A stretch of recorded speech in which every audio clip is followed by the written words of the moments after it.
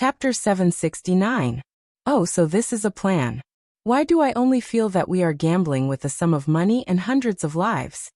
Cate Blanchett's tone was sharp and fast, with a hint of anger. She leaned forward and asked, "So tell me, Mr. Bond, what else can you observe?" "About you, Miss Linda." Eric stared at Cate and said, "Well, your appearance is a problem. You are worried that others will not take you seriously because of it. People always think that beautiful women have no brains. Yes, so this woman disguises herself by wearing masculine clothes. She works more actively than other female colleagues, and is even a little annoying. What's more ironic is that her boss will interpret her inner uneasiness as arrogance, so she won't get any promotion. In addition, I usually only speculate about children, but from the way you just ignored my sarcasm to your parents, I dare say that you are an orphan." Cate Blanchett leaned back in her chair. Although she still looked proud, her eyes flickered a few times when she looked at Eric, perfectly showing Vesper Linda's embarrassment after being exposed. After a moment of silence, she opened her mouth again and retorted, "Well, Mr. Bond, from your meticulous dressing, you should have gone to Oxford, so you think that people should dress like this. But your attitude is so disdainful, which means that you are not from a rich family. Your classmates in school must have left some unforgettable memories for you. This means that you were funded to complete your education, so your temper is not very good. Since your first impression of me is that I am an orphan, I guess you should be the same, right?" "Okay, very good." Eric waved to the waiter not far away, then looked at Cate and said, "I dare say, Miss Blanchett, if you act in a pure green screen special effect movie in the future, your performance will be very good." Eric was only wearing a casual t-shirt and khaki trousers today. Just now, he was very casually reciting the lines according to his memory, but Cate was able to act with him as James Bond in a suit without any hindrance, and her performance was perfect. Her acting skills were absolutely impeccable. Cate Blanchett put away her emotions, and the Vesper Lind vibe disappeared from her body. She smiled shyly and said, "Thank you, Mr. Williams. So I got the role?" "Of course," Eric nodded, picked up the menu and casually ordered lunch, motioning for Cate to do as she pleased. Cate suppressed the excitement in her heart, lowered her head and randomly flipped through a few pages of the menu. After calming down, she felt like she understood the menu. She randomly ordered lunch and handed the menu to the waiter. She looked up and happened to see the man opposite her looking at her with a smile. She pursed her lips and couldn't help but ask the question that had been bothering her for the past few days. "Mr. Williams, I've always been curious, why me? I mean, I don't think I'm special in any way, and I'm not as beautiful as those Bond girls in the past. I don't even understand. How did you find me? The casting for this 007 series has been started since the project started last year.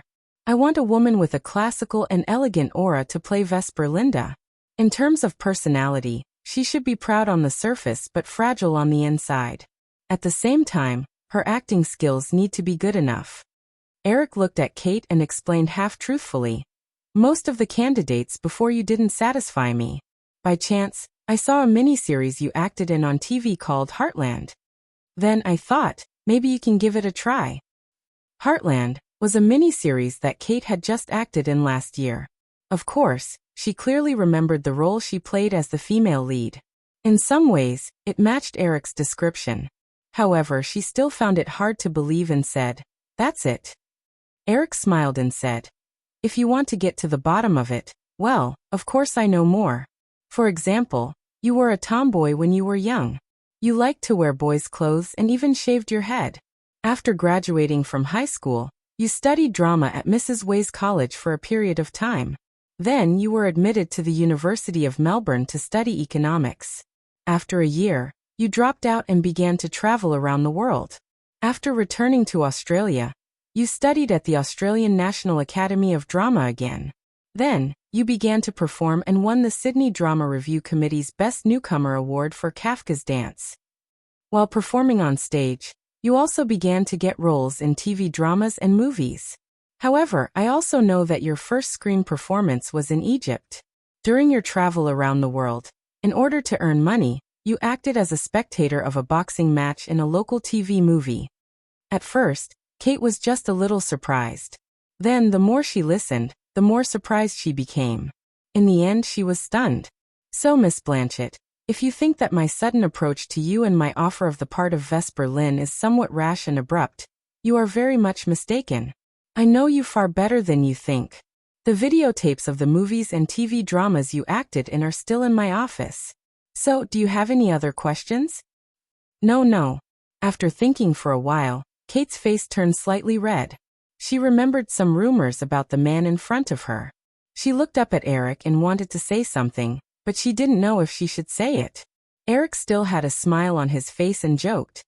Do you want to say that you are actually a lesbian and I shouldn't have any ideas about you? Kate's face showed a faint panic when her secret was exposed. Ah, you know about this? I guessed it based on your information. They are not bored enough to investigate your sexual orientation. Also, don't worry, I won't tell anyone. Also, you are not my cup of tea. The only thing I care about is whether your performance can satisfy me. Eric leaned forward and said, But Kate, I can guarantee that you are definitely not a lesbian. At most, you are bisexual. Mr. Williams, let's not talk about this topic anymore. Eric felt the waiter coming over with lunch. He straightened up and asked the waiter to put the lunch in front of him. He nodded with a smile and said, Okay, back to the topic. This movie will start shooting in June, but I hope you can go to Hollywood in advance to familiarize yourself with the environment and cooperate with the early publicity of the movie. Is there a problem? Although Kate's personality was not strong, she had always been independent. This kind of conversation environment where the initiative was completely controlled by someone else made Kate feel a little uncomfortable. However, she was not the kind of person who liked to be unconventional. She knew how rare this opportunity was. After all, she was just an ordinary little actress now. She did not have the qualifications to be a maverick like those Hollywood superstars. After a slight hesitation, she nodded and said, No problem. The TV series I am acting in will be completed before the 10th of next month. Then I can rush to Hollywood. Eric nodded and said, Then it's settled.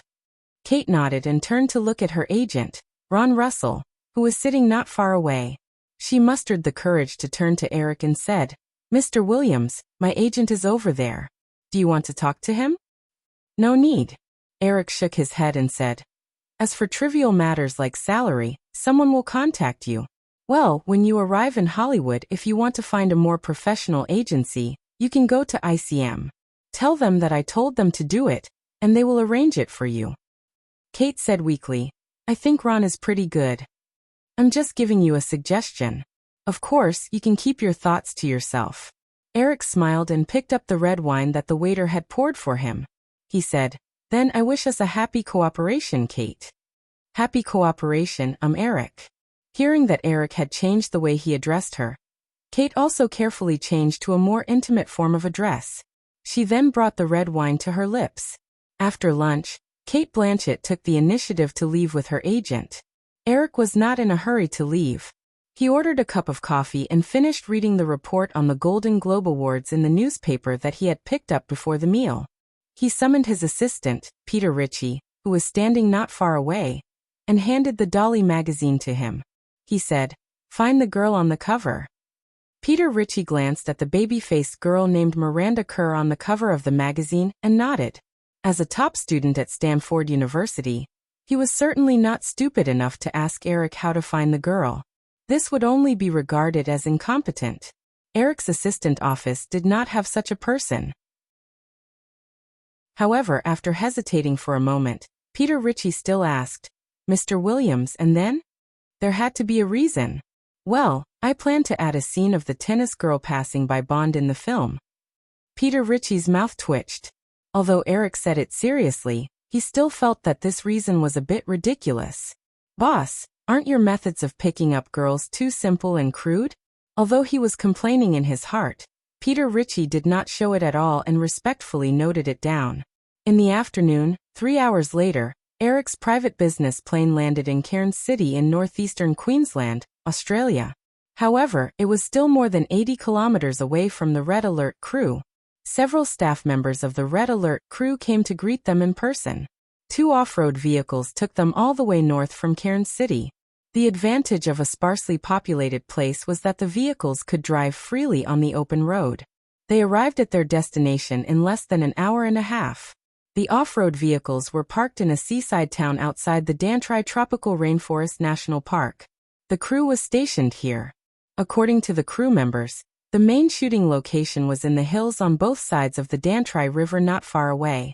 It was midsummer in Australia in January and the sky was very long. Although they set off from Sydney at 2 o'clock in the afternoon, it was close to 7 o'clock in the evening. The distant sky was already covered with burning clouds, but the sky did not turn dark. After getting out of the car, Eric looked around. Because of the sparse population, there was not even a decent hotel in the town. The hundreds of crew members could only live in temporary houses. There were also very few people around. As if to show that they did not lack land, the houses of each resident were even far apart. The assistant producer named Nick Carville stood next to him and asked, "Mr. Williams, the crew will finish at about 7:30. Do you want to wait here, or go take a look?" Hearing the staff's question, Eric looked at the hills in the distance and said, "Let's go take a look." "Okay, come with me."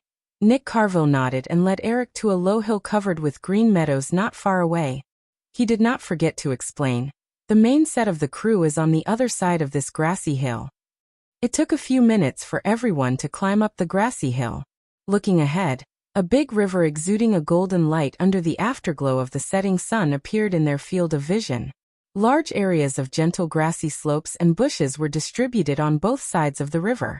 Looking further away, there was a dense virgin forest. Below the grassy hill was the filming location of the Red Alert crew. Today there should be a group scene. Hundreds of people were scattered everywhere, looking a little messy. A few gunshots could be heard faintly. Although there were hundreds of people in his field of vision, Eric still caught sight of Catherine's figure at a glance. The woman habitually wore a white long-sleeved t-shirt, dark jeans, two bulging tool bags hanging from her waist, and a black baseball cap. Because of her erect posture of more than 1.8 meters, she stood out like a crane among a flock of chickens, even if she stood in a crowd that was basically made up of men. Before they walked down the grassy hill, Eric and the others were discovered. When they approached, Catherine had already come over to greet them. Eric greeted Catherine, Terrence Malick, and the other main crew members one by one, and then said, "I'm just here to take a look. You can continue." "That's about it for today. We are rehearsing an explosion scene, but the official shooting can only wait until tomorrow," Catherine explained softly to Eric while holding a thin script in her hand. Although she had a strong personality, Catherine had a soft voice that made people feel comfortable listening to her. Well, at least that was what Eric thought. He had never seen Catherine quarreling with others before. "Oh, is there anything I can help you with?" Eric stood next to Catherine and looked at the script in her hand. "Just in time. Come over and take a look. This scene is not suitable for us to shoot," Catherine said as she pointed to several shooting spots around them. The producer and screenwriter, Terrence Malick, Sean Penn, Adrian Brody, John Cusack, and the other main actors came over. After more than 10 minutes of discussion, they roughly decided on the shooting plan. Catherine announced that they were done for the day. Most of the extras began to climb over the grassy hill and return to the town in groups. Some of the crew members who stayed behind simply covered most of the items on the set with rain cloths to prevent the sudden rain at night from wetting the various shooting props. Then they carried the more expensive camera equipment back to the base camp. Eric looked at the scene of people casually throwing a large number of equipment in the wilderness in puzzlement. Then he realized that there were only a few hundred people in the town stationed by the crew. It was not even more than the number of people in the crew. The surrounding hundreds of square kilometers of land was also deserted. Other than the wild animals in the tropical rainforest, there was probably no one who would be interested in the props of the crew. Chapter 770. After simply cleaning up the set, the last group of people began to rush back to the station. Eric and Catherine walked at the back of the crowd. Everyone took the initiative to leave some space for them to talk privately. Even Catherine's female assistant, sensibly, walked far away. Catherine, who noticed the situation, blushed a little. but she still took the initiative to talk to Eric about the progress of the movie. Terrence and I plan to finish all the group scenes in the next month. The remaining scenes can be slowly polished. Based on my calculations, the shooting here will probably last until May. We have already received an invitation to the Venice Film Festival. The movie will debut in Venice in September. Eric said, the Venice Film Festival is more focused on indie films. With the theme of this movie, it should be more suitable for the Berlin Film Festival, right? Yes. Catherine nodded and said, but the Berlin Film Festival is held in February every year. We definitely won't be able to make it this year. If you are willing to delay the release of the movie for a year, we can apply for next year's Berlin Film Festival. That's not necessary. Eric shook his head with a smile and said, our main goal is still the Oscars. Although it is exploring a completely different war theme, compared to last year's Saving Private Ryan, Red Alert is unlikely to show the breakthrough that Hanks made in Forrest Gump. The chances of winning the Oscars are not high. You have to be mentally prepared. Catherine teased Eric a little, then quickly laughed again and said, I almost forgot that you don't care about the Oscars. You are wrong about that. I still care about the Oscars. Catherine glanced at Eric and said, you only care about the economic benefits that the Oscars bring. Okay, I admit it. Eric spread his hands and said pitifully, so, do you think that I am very vulgar now and want to draw a line with me? Catherine chuckled and asked, I heard that you were almost kidnapped in Mexico? It's not that serious. There wasn't even a gunshot. It was just the media exaggerating to hype up the news. Catherine nodded and seemed to want to ask something, but she didn't say it. Eric could roughly guess what she was thinking. Catherine probably wanted to ask about Titanic just now. Sensing Catherine's subtle emotions of not wanting to mention Cameron in front of him, Eric smiled and took the initiative to say, Titanic may also be delayed to the end of the year, so the situation will probably be exactly the same as the year before. 2 years ago, Catherine's Saving Private Ryan and Cameron's True Lies clashed head-on during the summer. Because the filming of Titanic was seriously delayed, this situation would definitely continue to happen at the end of the year. However, compared to Saving Private Ryan, which had strong commercial elements, Red Alert was a war film, but it was very artistic. It might even be a little boring. It might not perform well at the box office this year. Of course, if the topic of Catherine and Cameron's new film could be hyped up again, the box office of Red Alert would definitely be much higher than the original. I'm only responsible for the film. You guys can arrange the rest, Catherine said faintly. She didn't have any objection to this situation. Artists wanted to pursue the art of film, but they couldn't let the film company not survive because of this. In this regard, as a female director who didn't have a smooth sailing life in Hollywood, Catherine understood very well. When they returned to the cruise station, the sky was already dark. After a simple dinner, Catherine and the others went to the simple post-production studio and began to check today's shooting materials. Eric also helped to organize and check the recent shooting results of the crew. Eric wasn't very good at art films, so he didn't rashly make any comments. He just patiently listened to Catherine and Terrence Malick's explanation, and occasionally expressed his own opinions as a bystander. As for whether they would accept or not, Eric wasn't too concerned. They worked in this way until nearly 10 o'clock. When they left the studio, the wind was cool outside. Many crew members gathered outside to drink, chat, and play cards. There was a barbecue grill set up in the open space, and the smell of barbecue came from time to time. After Terrence Malick and Eric greeted each other, they walked towards the crowd with the 2 production assistants who had come out of the post-production studio. Catherine waved at the people who greeted them and asked Eric, "Are you going over?" "What about you?" Eric asked. Catherine shook her head and said, "I'm going back to rest." "Oh, then I'll go and rest too. I took a plane and a car in the afternoon. It's very tiring." Catherine nodded and walked side by side with Eric to the temporary dormitory. When they arrived outside the door of Catherine's wooden house, the woman looked at the little man who didn't seem to have any intention of leaving. She looked a little helpless and a little shy. She said, "Aren't you going back?" "Oh, I heard that there are quite a lot of snakes in Australia. Do you want me to check for you?" Catherine shook her head. "I'm not afraid of snakes. Eric looked dissatisfied. How can that be? How can a woman not be afraid of snakes? Catherine raised her eyebrows. Why should a woman be afraid of snakes? I mean, Eric spread out his hands. Even if you're really not afraid of snakes, you should at least show that you're afraid in front of a man. This is a normal social principle. You have a lot of fallacies. Catherine rolled her eyes at Eric. She took out the key to open the door and walked in. Eric smiled. Since Catherine didn't obviously refuse, he also walked in. The small room was only about 10 square meters. The decoration was very simple. There was a foldable bed, a set of table and chairs, and 2 large suitcases in the corner. Other than that, there were no other large items. Seeing Eric shamelessly follow in, Catherine just rolled her eyes at him. She took out a bottle of water from a small cardboard box by the wall and handed it to him. She said, "There's only this here. Do you want it?" "Thank you." Eric took it and sat down on the chair. He casually flipped through the director's script on the table. Catherine no longer paid attention to Eric. She untied her ponytail in front of the dressing mirror on the wall, tidied up her loose brown hair, and subconsciously looked at the woman in the glasses.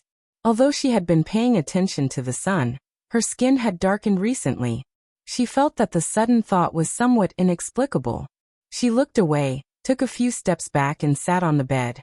She began to untie the shoelaces of her hiking boots.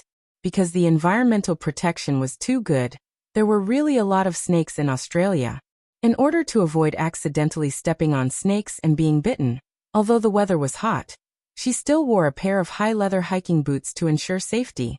It was difficult to take them off. Usually, she would slowly torture herself. At this time, when she untied the shoelaces, she thought of the little man who was unwilling to leave her room. She lifted her foot and kicked the chair next to her. She said, "Hey, can you help me take off my shoes?" Eric turned his head and glanced at her. Then he smiled, got up and said, "It's my pleasure, ma'am." Seeing Eric squatting in front of her, Catherine suddenly regretted. However, Eric had already grabbed her calf and began to pull off the boots. When the 2 boots were taken off and put aside, Catherine looked at the slippers by the door. She didn't know what to say. Then she heard Eric wrinkle his nose and say, "What's the smell? It's so bad." No matter how indifferent a woman was, she wouldn't like a man to comment on the smell of her body. Catherine almost subconsciously kicked Eric. Then she remembered and explained, "I sprayed snake repellent on the boots." "Why, you're starting to dislike it." The last sentence sounded a little bitter. Eric smiled and grabbed the calf that Catherine kicked over. "Do you want me to give you a massage? Your legs must be very sore after a tiring day, right?" "No, don't." Catherine quickly shook her head. She felt Eric's strong hand pinching her calf. She felt an inexplicable throbbing in her body, and she instantly lost all her resistance. Or perhaps, she wasn't too resistant to it in the first place. If the age gap was ignored, the man in front of her was indeed a perfect lover. He was gentle, considerate, talented, and had wealth that ordinary people couldn't reach. However, he didn't have the arrogance of other rich people. Occasionally he would show some little rascals, but it was hard to dislike him. Catherine woke up again as her thoughts ran wild. However, she found herself lying on the bed. "Eric, you!" Catherine weakly pushed Eric, who was on top of her. She felt the man's kiss suddenly land on her sensitive neck and she shivered. She suddenly thought, forget it, I'll just let him do as he pleases. With this thought, her hands, which were originally pushing him away, turned into hugging his waist. With this silent encouragement, Eric's movements became more presumptuous. He reached under the woman's thin t-shirt, and Catherine gradually began to respond. The simple folding bed made a squeaking sound as the two moved. However, perhaps it was because extreme joy begets sorrow, or perhaps the two's movements were really too big. It only took a moment. There was a soft click, and the sound of metal breaking came from somewhere. Eric and Catherine felt the small bed suddenly fall back almost at the same time. Bang! Catherine, who had been squinting, suddenly widened her eyes and happened to look into Eric's innocent eyes. Knowing that there was definitely no chance tonight, Eric tried to find something to say. "Well, you should be fired for providing inferior bedding to the director, right?" "Pfft." There was a chuckle next door that couldn't be held back, but it immediately stopped abruptly. Catherine heard her female assistant's laughter next door. She raised her hand and covered her face tightly, refusing to make a sound. After such an awkward stalemate for a moment, Eric carefully got up, tidied up Catherine's clothes, and said softly, "I'll get someone to change the bed." "No," Catherine, who was still covering her face, heard Eric's words and quickly said. However, she refused to put her hands down no matter what. "Then get up, I'll help you clean it up. Maybe it can still be used?" "No." Then, Eric thought for a moment, gently knocked on the wall twice, and said to the next door, "Hey, you didn't hear anything just now, right?" No answer. Eric knocked twice more and repeated the same thing. Still no answer. Spreading out his hands, Eric said to Catherine, who was pretending to be an ostrich, "Look, there's no one next door at all. It was just your imagination. Get up, I'll help you clean it up." Catherine finally let go of one hand, fumbled for a pillow and threw it at Eric. She said in a low voice, "Shut up, I'll clean it up myself." Eric caught the pillow and put it aside. He leaned over and kissed the woman's half-exposed face and whispered, "Well, I'll go first. Good night." "Get out." Eric smiled and whispered, "Then I'll treat you to dinner when we get back to Los Angeles?" Catherine didn't want to answer this question at this time, but after waiting for a long time, she felt that the little man didn't intend to leave if he didn't get an answer. She had to say yes in a low voice. Eric had originally planned to stay on set for a few more days, but after the embarrassing incident last night, although only Catherine's female assistant had heard it, for the rest of the day, Catherine acted very unnaturally in front of Eric, which even led to a few small mistakes during filming. Considering that if he continued to stay, it would definitely affect Catherine's work, and even give some clues to other people, Eric didn't stay in Dante any longer. On the third day, he returned to Cairns City and directly boarded the plane back to Los Angeles. When Eric left Australia, a family of 4 in Brisbane in southern Queensland happened to welcome a strange visitor. Peter Ritchie, one of the 2 assistants who came with Eric to Australia, didn't return to Los Angeles with him. After receiving the task assigned by Eric, Peter Ritchie stayed in Sydney that day and contacted the editorial department of Dolly magazine through the channels of the Australian branch of Firefly. After getting the details of Miranda Kerr's contact information, he rushed to Brisbane where she lived. Today happened to be Saturday. In the middle-class white area in the north of Brisbane, the family inexplicably welcomed the gentle man into the living room. Miranda Kerr's father, John, sat on the sofa and looked at the beautifully printed business card in his hand, as well as the somewhat unreal title on the business card, Assistant to the Chairman of the Firefly Group.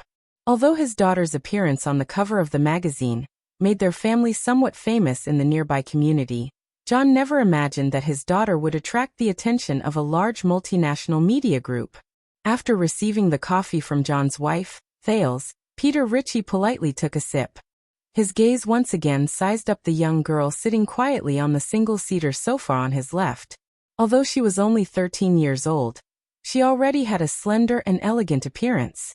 Well, her skin was slightly darker, so she didn't look as cute as she did in the photo. "Then, Mr. Ritchie," John finally said, "may I ask why you're here this time?" "It's like this," Peter Ritchie said.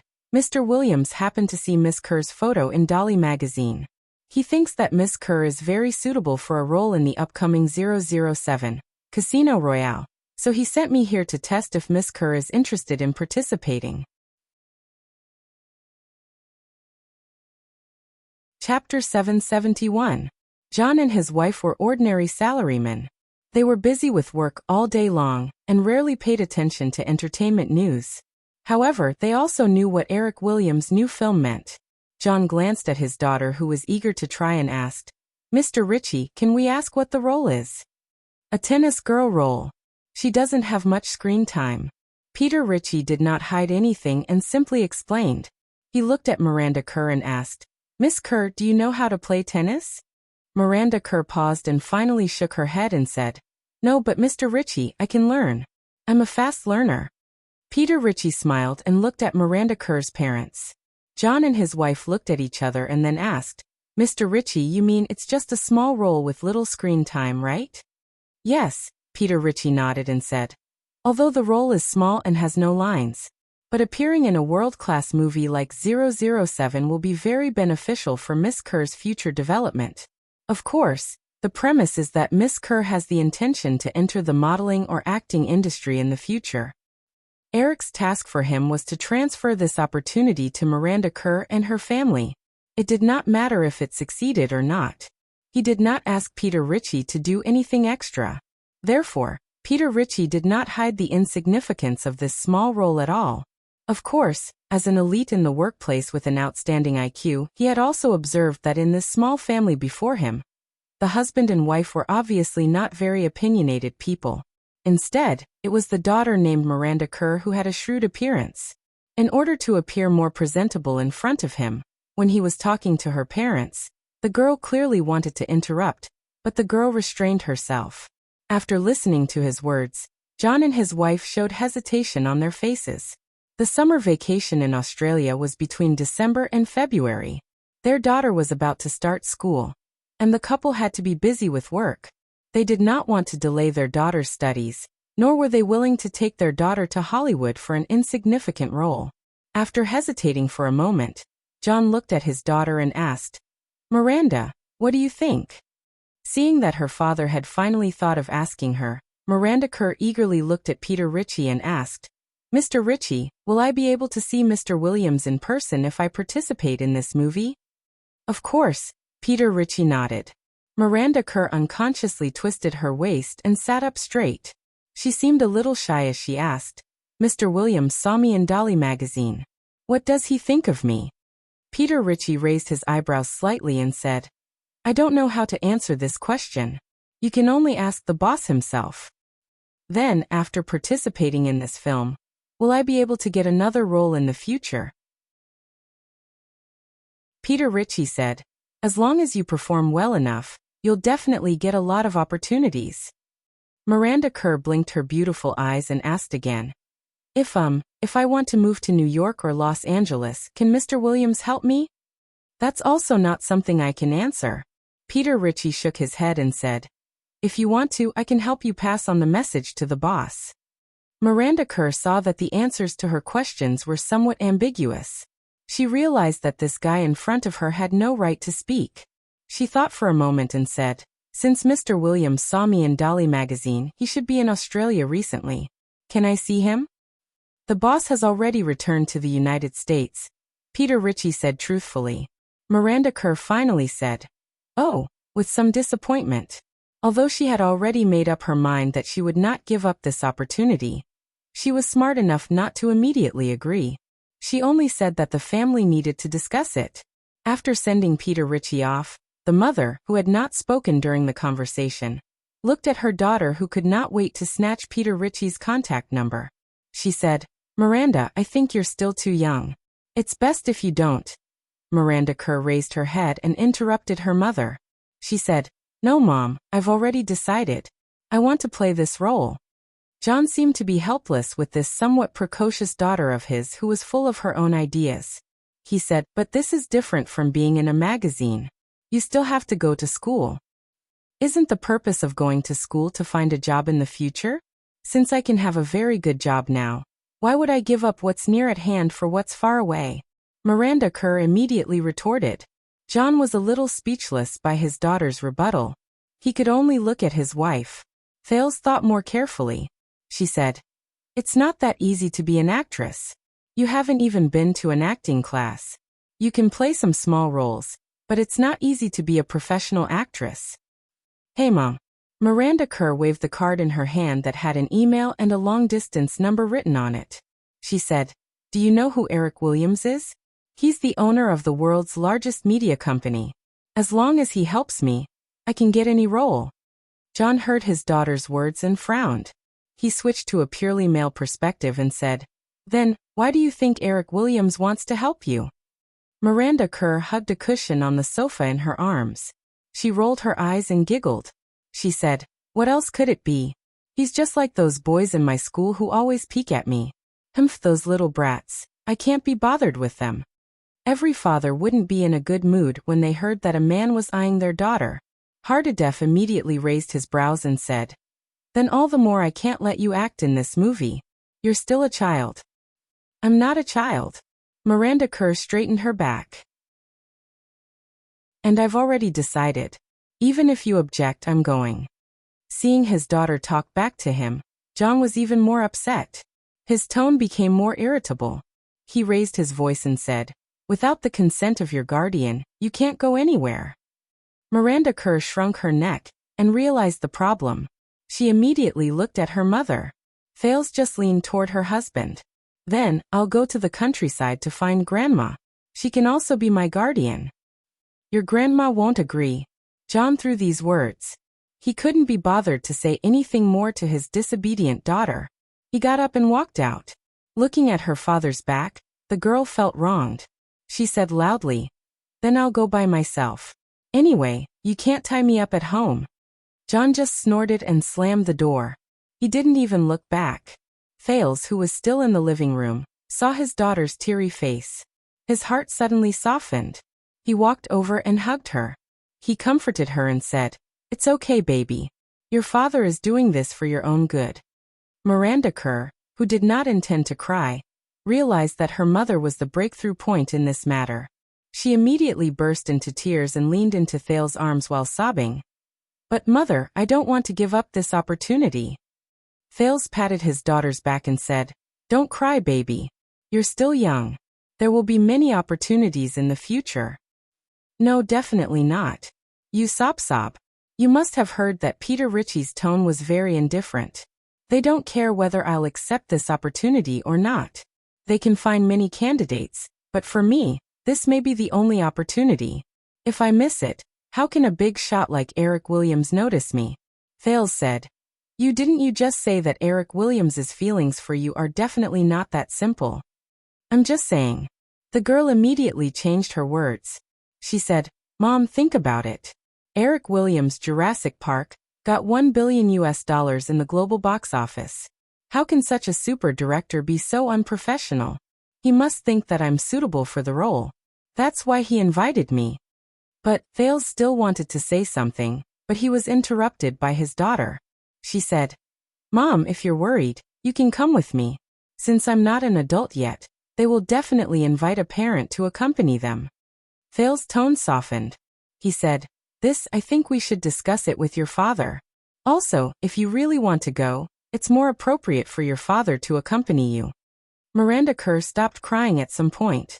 She still leaned in her mother's arms and said coquettishly, "No, I want Mom to go with me. I don't want Dad." Thales almost fell backwards when his daughter nudged him with her little head. He completely changed his stance and said, "All right, but your father is still angry right now. I'll discuss it with him tonight. Don't talk back to your father anymore."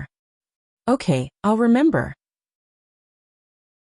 Miranda Kerr hurriedly nodded, the corners of her mouth lifted into a smile, and 2 cute little dimples appeared on her cheeks. "I can finally go to Australia. God knows how boring this place is. Even in the city, there are fewer people than snakes. As long as she can become famous, she can definitely leave here easily."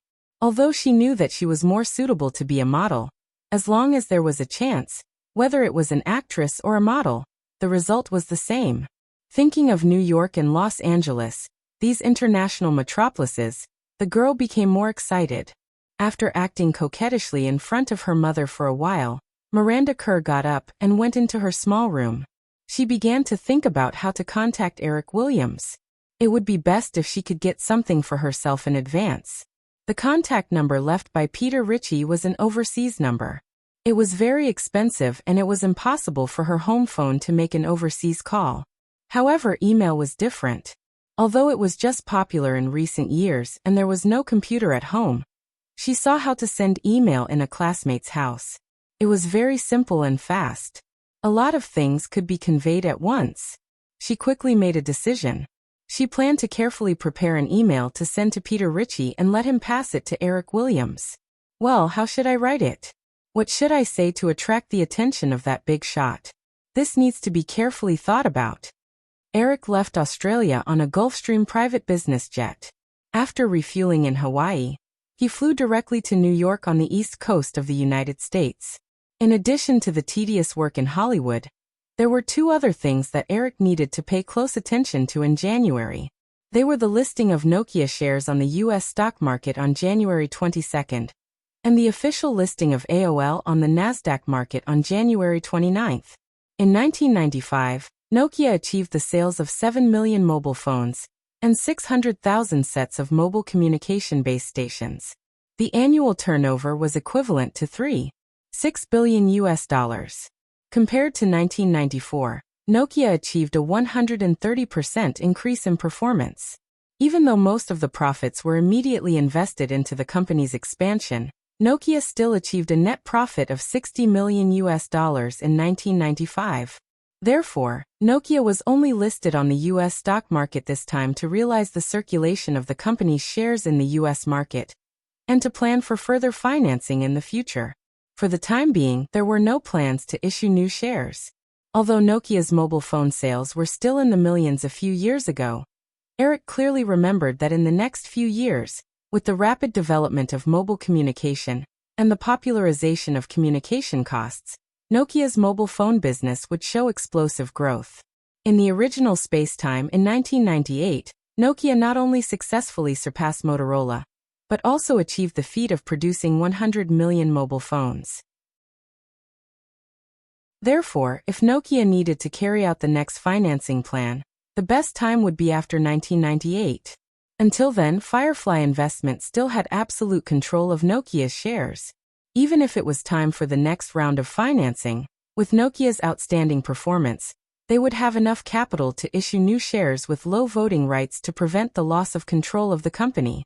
Although Nokia's listing was very low-key, and even Eric only made a few phone calls in Australia to congratulate him, and did not attend in person, the market was still very enthusiastic about Nokia's listing in the US. Based on the generally high performance expectations of Nokia in 1996, the day of the listing, Nokia's share price skyrocketed by 8.1%, and its market value easily reached $6.8 billion US. This also made Eric's investment of $420 million US 3 years ago appreciate by more than 8 times. On the other hand, AOL was also a very important chess piece in Eric's industrial layout. Although he did not attend Nokia's listing ceremony, since he returned early from Australia, Eric directly flew to New York to participate in the AOL IPO event. Chapter 772. Since the establishment of the Alliance Plan in 1993, after close cooperation for nearly 3 years, with the help of Cisco's hardware technology support and Yahoo's platform promotion resources, AOL was the first to provide high-speed ADSL broadband access service to users. With the civilian price and stable network service, AOL's subscriber base had risen to 7.6 million in the past 3 years, occupying nearly 30% of the market share in the U.S. Internet access service industry. The strong expansion momentum made the slow traditional telecommunications operators lose ground. Therefore, unlike the relatively low-key listing of Nokia, AOL's IPO plan attracted a lot of attention from the day it was announced. In the past few days, in addition to Eric himself, Cisco's CEO John Chambers, Yahoo's CEO Ian Neer, and other AOL Allies executives also came to New York to support the stock offering ceremony. As a result, Eric was too busy with various social engagements to care about anything else. This continued until January 29. Since the night before, company executives, guests, media reporters, stock traders, and all kinds of people who participated in the AOL IPO ceremony filled the Nasdaq stock trading floor. AOL issued 15 million shares, accounting for 10% of the total share capital. The offering price of each share was $33 and the plan was to raise $495 million. However, due to the strong reaction of the market, after 6 rounds of public inquiries, the opening price of AOL shot up to $42, which was a 27% increase compared to the issue price. When the final price was confirmed, the trading floor was filled with joy. The opening price is $42, but the offering price is only $33. Doesn't this mean that AOL lost at least $100 million in the process of issuing 15 million shares? Why not set the price higher?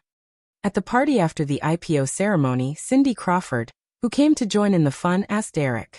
Eric let the woman hold his arm and raised his glass to a Morgan Stanley executive who nodded to him. He explained, according to the current stock price, the market value of AOL is close to $7 billion. Relatively speaking, the difference of $100 million is negligible. Providing the shares to the investment banks and institutional investors at a lower price of $33 will give them more incentive to get AOL listed. At the same time, the stock price will rise on the first day, which will stimulate investors' confidence in AOL and lay a good foundation for further financing in the future. These potential benefits can't be bought with $100 million. Cindy nodded and asked, "Do you think AOL shares will appreciate in the future if I buy them now?" "Of course." Eric nodded and smiled at Sinclair. "You should have a lot of money in the past 2 years. Try to invest in some technology stocks. It's not limited to AOL. Microsoft, Cisco, Intel, etc. If you invest $10 million now, you might become a billionaire in a few years. That's amazing." Cindy blinked and asked, "Then what if you lose money?" Eric said nonchalantly, "If you lose money, so be it. You are so capable. You won't starve. You despicable man, you were the one who suggested that I buy stocks. You have no sense of responsibility at all." Cindy pinched Eric's waist gently and said with some resentment, "I'll go back and invest all my money in those stocks you mentioned. If I lose all my money, I'll go to Los Angeles and blame it on your manor." Eric said, "If that's the case, shouldn't you give me some of the profits?" Cindy did not hesitate. "Sure. How much do you want?" Eric said with a serious expression, "Half. My financial advice is still worth that price." "Humph." Cindy glared at Eric. Then, she thought of something and looked around at the crowd. She lowered her voice and asked, "I heard you've been looking for a little girl recently?" Eric shook his head and sighed. "It seems that I can't work with your agency anymore. They're not reliable at all. They can spread whatever they want." Although Cindy knew Eric was joking, she still explained, "No, I went to the company the day before yesterday and saw someone organizing the information. I asked John, and he said you were the one who asked him to prepare it. What are you planning to do?" "I need a few girls for this movie." Eric did not hide it and said, "Coincidentally, I have already chosen 3. I haven't decided on one yet. As for the other 2, one is in New York and the other is in Milan. They will be back tomorrow. Do you want to meet them?" Cindy said nonchalantly, "Why would I want to meet them?" Eric said, "You are my senior. Maybe you can guide them." "And let them steal my job? Do you plan to work for another 20 years? Cindy did not hide her thoughts. She said, "As long as the conditions allow, I will. People who don't work will age faster." It was February in New York. The temperature in the morning was at least -5 degrees Celsius. Looking out from the high-rise mansion on 6th Avenue, Central Park was a bleak scene. Although they were sitting indoors with the heater on, they could still feel the cold outside. A few days ago, Eric had been in Australia in the middle of summer, so this feeling was very strange. Cindy, who was wearing a tight black sweater and jeans, came out of the kitchen with breakfast for the 2 of them. She placed the breakfast on the round table next to the floor-to-ceiling window and looked at Eric, who was staring at the laptop screen. She asked curiously, "What are you looking at?" "Very interesting, little girl." Eric smiled and turned the laptop around. He pushed it in front of Cindy and said, "Look, another little girl." Cindy looked at the laptop screen. It was an email. She subconsciously read it. "Dear Mr. Williams, hello, I am Miranda Kerr. I am honored to receive your invitation." After reading a few lines, Cindy lost interest. She looked at Eric, who was already eating his breakfast, and said, "There's nothing special about it." Eric took a sip of warm milk and put down the cup. He said, "Read it first." Cindy shrugged and turned her attention to the email on the screen. This was an email written by a girl named Miranda Kerr to Eric. In the email, the girl expressed her excitement and gratitude to Eric for inviting her to participate in the movie. She then tactfully expressed her hope that after this cooperation, she would be able to get more job opportunities to pay for her education and living expenses after she moved to the United States. After reading this email, Cindy did not feel anything special. If she were in Lujo's shoes, she would probably say the same thing. However, Cindy quickly realized something. She looked up and asked Eric, "This little girl, how old is she?" 13 years old. Cindy immediately laughed. She was already so good at playing tricks at the age of 13. She really was a little vixen. This girl hoped that after this cooperation, she would be able to get more job opportunities. Then, she would be able to contact Eric's super powerful connections. Haha, if you agree, this little girl will rely on you in the future. Eric shrugged and said, "For a man, this is a happy problem." "Well, you said yesterday that you were going to meet the other 2 girls today. Are they also like this?" "I haven't met them yet. I will know when I meet them," Eric said. "But you know my taste. The people I pick will definitely be good," Cindy said. "I'm suddenly curious. I have an appointment at noon. I will treat them to lunch. You can come back then." "Okay," Cindy nodded. She had recently been rushing the production of the 2nd season of America's Top Model. However, the filming was in Manhattan, which was not far from Eric's residence. After breakfast and seeing Cindy off, Eric read the email again with great interest. After thinking for a while, he replied with an email and agreed to Miranda Kerr's request. He was quite curious. He wanted to see what level this little girl could evolve to in the future. After being busy for a few days, Eric finally had some free time. He did not go anywhere in the morning. He stayed at home and read the newly revised script for Rush Hour. Although Red Flower District had not been released yet, Rush Hour had been officially launched. The budget for the first film was $30 million. The 2 male leads, Jack Chung and Chris Tucker, had already signed the contract. The plot of Rush Hour was very simple. The main selling point of the film was actually the strong personal performances of the 2 leads. This was also the reason why the 2 leads in the original Spacetime had ridiculously high salaries, and even caused the sequels to be delayed many times. In order to prevent this situation from happening again, Eric also asked the new line to sign an option contract with the 2 male leads in advance. The contract also stipulated the salary standards for the sequels. This was to prevent the company from completely losing the initiative in the negotiations for the sequels in the future. After reading the script, he sent his comments back to Los Angeles via email. Before he knew it, it was already noon. Eric was too lazy to make lunch. He was about to call a nearby restaurant and ask them to send some lunch when he heard the doorbell ring. He looked at his watch. It was only 11:30. There was still half an hour before the appointment. Westerners were very particular about the concept of time. It was not always better to be early. Eric thought that Cindy had returned early. He turned on the intercom and asked with a smile, "You're back so early?" The other party hesitated for a moment. A girl with a hoarse voice asked nervously, "Is this Mr. Williams?" "Yes, it's me. We're Giselle Bundchen and Alexander Ambrosio." Eric was silent for a moment. He opened the door and said, "Come in."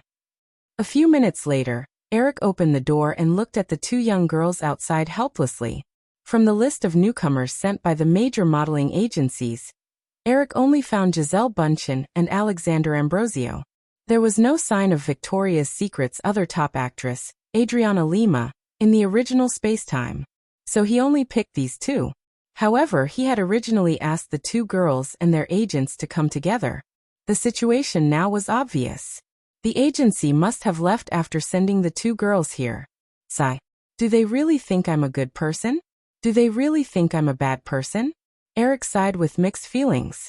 He turned to the 2 girls and said, "Come in." The 2 girls were like obedient kittens. They quietly and obediently walked into the entrance. Looking at the spotless living room, they hesitated. Eric closed the door and said, "You don't have to change your shoes." The 2 girls then stepped into the living room. After receiving Eric's signal, they sat down on the sofa together. Eric poured 2 glasses of juice and handed them to them. He looked at the 2 girls again. Although she had put on a lot of makeup, it was still difficult to hide the youthfulness on her face. However, the 2 girls already had tall figures, especially Giselle Bundchen. If the pair of high-heeled leather boots on her feet were included, Her height was about the same as Eric's.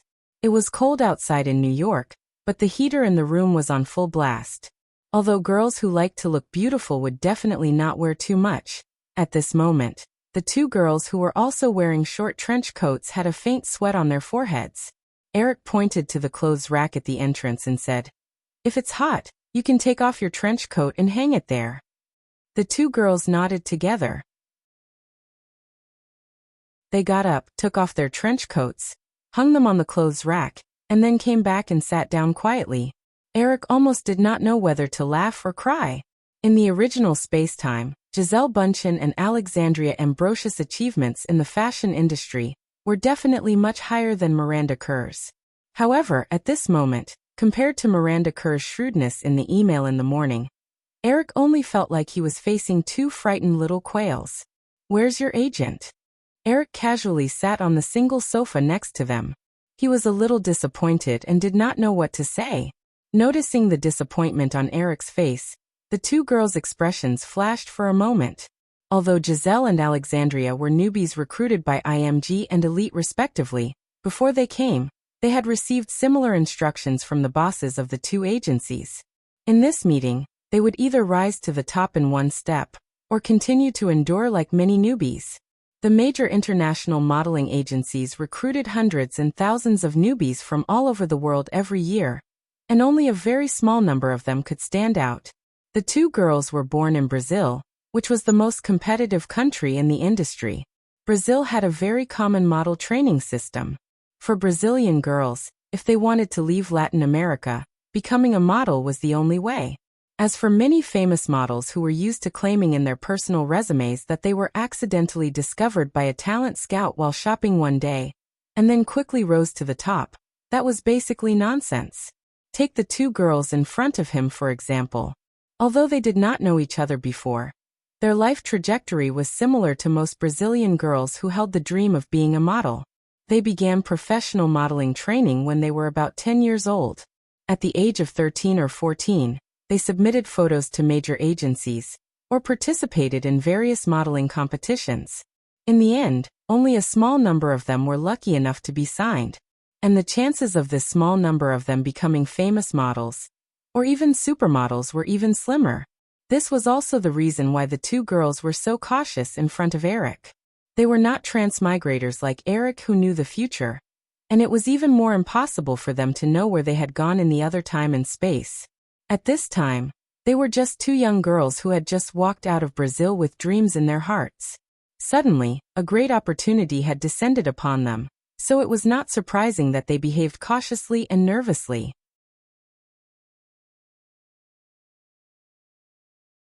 Chapter 773. Our agent said we can come here ourselves. Gisele Bündchen explained in a low voice.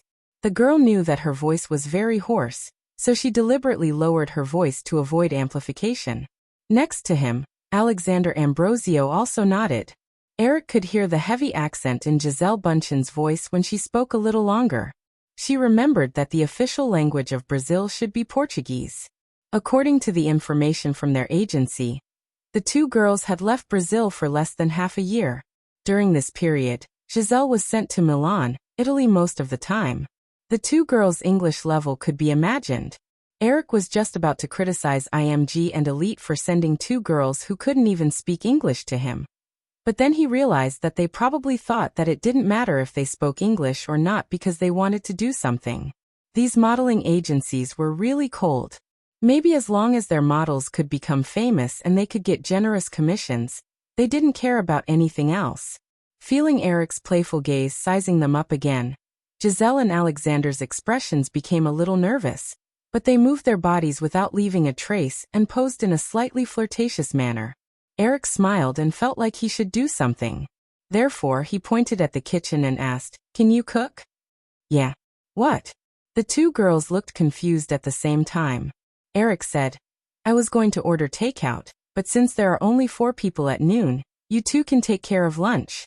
Go ahead, make something." Because of the time constraints, the two girls' English was very rough. However, they still heard Eric say that there were 4 people at noon. It sounded like there were only 3 people at the restaurant. Even though they were confused, the two girls did not show it. Instead, they obediently got up and walked to the kitchen. They thought to themselves, this is probably a test, right? Thinking of this, Giselle and Alexander looked at each other and unconsciously thought, if this is really a test, what will happen if they win? And what will happen if they lose? They definitely didn't want to be the loser. From the moment they received the notice, they had been carefully preparing for this under the arrangement of their management company. Although they had just entered the industry, after this period of time, they knew very well what Eric Williams represented. Not to mention Hollywood, just in the fashion industry, the Victoria's Secret annual fashion show had become a training ground for supermodels. With the Victoria's Secret annual fashion show as the core of a whole set of marketing operations, this fashion show directly pushed fashion models, who were originally very far away from ordinary people, to the public. The models, whose fame was originally limited to the fashion industry, had their value doubled due to their increased popularity. In the past 2 years, the annual income of the top Victoria's Secret supermodels had even exceeded that of most of the A-list Hollywood actresses. If they could gain the favor of such a big shot, just like what the boss of the management company had personally told them, they would reach the sky in a single bound. Although the two companies had communicated with each other after being selected, they had only just met. Even though they were both from Brazil and were considered fellow countrymen, there was no friendship between them. Walking into the kitchen, the two women went to the refrigerator together and quietly took out the ingredients they were good at. They had no intention of cooperating, let alone helping each other. It was past noon when Cindy returned from the set of America's Top Model. Seeing Eric alone in the living room, she asked, "Where is everyone?" Eric pointed to the kitchen. Cindy curiously looked at the two girls who were busy in the kitchen with a strange smile on her face. She turned to Eric and said, "Your interests are really strange." Seeing Cindy's eyes looking at him as if he was a monkey that had stopped the 7 fairies from running away to pick the peaches, Eric shrugged helplessly and said, "Am I that impatient in your eyes? Besides, it's daytime now." Cindy's expression immediately turned bitter and she said, "Oh, looks like I'm going to be kicked out tonight." "No, because of your groundless doubts about my character. I've decided to teach you a lesson tonight." Giselle and Alessandra quickly finished preparing lunch. Eric and Cindy walked into the dining room together. The two women had just heard Cindy's voice. When they saw her, their expressions were obviously more enthusiastic than when they saw Eric. After all, Cindy was their ultimate goal in the future. Based on the information in his memory, Eric felt that between the two girls, Giselle's style was more like Linda Evangelista's. Both of them were professional supermodels with strong personal styles, but their appearances were actually not outstanding. Alessandra was more like Cindy. Because of their sweet faces, they were more like celebrities than supermodels. Eric was never picky about food. Eating lunch with satisfaction, he did not avoid the two girls and asked Cindy, "What do you think of them?" Giselle and Alessandra, who were eating like cats, stopped eating at the same time and looked at Cindy hopefully. Although Cindy would not personally teach these juniors like Eric said in the morning, and let them steal her job in the future, as a woman with high EQ, Cindy would never say anything offensive. Sizing up the two girls for a moment, she said to Eric, "They have a good foundation. If you want, they can immediately step onto the stage of Victoria's Secret when they reach adulthood." Cindy then looked at Giselle. As a veteran supermodel who had been in the circle for more than 10 years, she naturally could tell at a glance that Alessandra's body was not well proportioned. Her legs were a little short. If it were not for her beautiful face, it would be difficult for her to walk far. Giselle, on the other hand, was very talented. "You're Giselle Bündchen, right? How did your company plan for you?" Giselle revealed a flattered expression and said, "The company originally planned for me to participate in the Spanish beauty contest." Cindy nodded. "It seems that your company still thinks highly of you. If you get a place in the beauty contest, there will be enough gimmick to package you. With your appearance and talent, you will definitely be very popular in the high street circle." Although Giselle was a little excited by Cindy's evaluation, she still looked at Eric and mustered up her courage. "However, my agent told me this morning that I will listen to Mr. Williams' arrangements in the future. If Eric could do it himself, the original career plan would certainly not be considered. With the media resources in Eric's hands, it would be easy for him to turn them into top supermodels. This was evident by looking at Diane Kruger. This young German supermodel's status in the fashion industry was now comparable to several veteran supermodels. However, 2 years ago, she was just an ordinary model. Thinking of Diane Kruger, Giselle looked at Eric with a hint of eagerness in her eyes. Even Alessandra, who was probably thinking the same thing, was the same. When Cindy heard Giselle's words, she remembered the email in the morning. She looked at Eric with a half-smile, as if saying that another girl was planning to rely on him. Eric ignored Cindy's teasing expression and shook his head. I won't arrange it for you. Where you can go in the future, you still have to rely on yourself. Although Eric said this, Giselle and Alessandra didn't look disappointed at all. Although they were a little nervous in front of Eric, there was no doubt that they were smart. Without a bit of a smart brain, they wouldn't have been able to achieve so much in the fashion industry in the original space-time. The two girls were very clear that if these big shots casually leaked some resources, it would be very helpful for small models like them who had just started their career. They chatted casually and ate lunch. After familiarizing themselves with Eric's personality, the two girls were no longer as reserved as they were at the beginning. After all, although Eric had a lot of halos that people looked up to, he was still just a young man in his 20s. Cindy also came back at noon to join in the fun. The two girls didn't disappoint her, nor did they surprise her. After lunch, they rushed back to the set of America's Top Model. The second season of the reality show was about to return in early March. Compared to Want City, which could be filmed and broadcast at the same time, the reality show had to be completed before the broadcast. Therefore, her schedule was very tight. Giselle and Alessandra consciously washed the dishes and returned to the living room. They saw Eric sitting by the window and typing on his laptop. After hesitating for a moment, Giselle mustered up the courage and walked forward. Mr. Williams, do you need me to make coffee for you? There's no need. Eric shook his head subconsciously. Then he came to his senses and looked up at the two girls. He gestured for them to sit opposite him and said, the shooting schedule for the movie hasn't been set yet. You can continue to do your own things during this period of time. When the time comes, I'll get someone to inform your agency. So we got the role? Giselle's face showed a joyful expression. Eric smiled and nodded. Of course, but it's just a few small roles. Don't expect too much. Alessandra spoke first this time and said respectfully, it's okay. As long as we can act in Mr. Williams' movie, we will feel very honored. Eric smiled and said, you have a sweet mouth. However, we will probably shoot in Panama. The scenery there is very good. You can go there for a few days. Consider it a vacation. Alessandra spoke first again. Thank you. Can we call you Eric? Of course. Eric nodded and suddenly noticed that Alessandra had unknowingly moved her chair closer to him. He looked up and down at the girl's soft body lying on the round table, with one hand supporting her chin. He smiled and asked, what are you going to do in the afternoon? Alessandra stretched out a small hand like a raccoon, but she became timid halfway.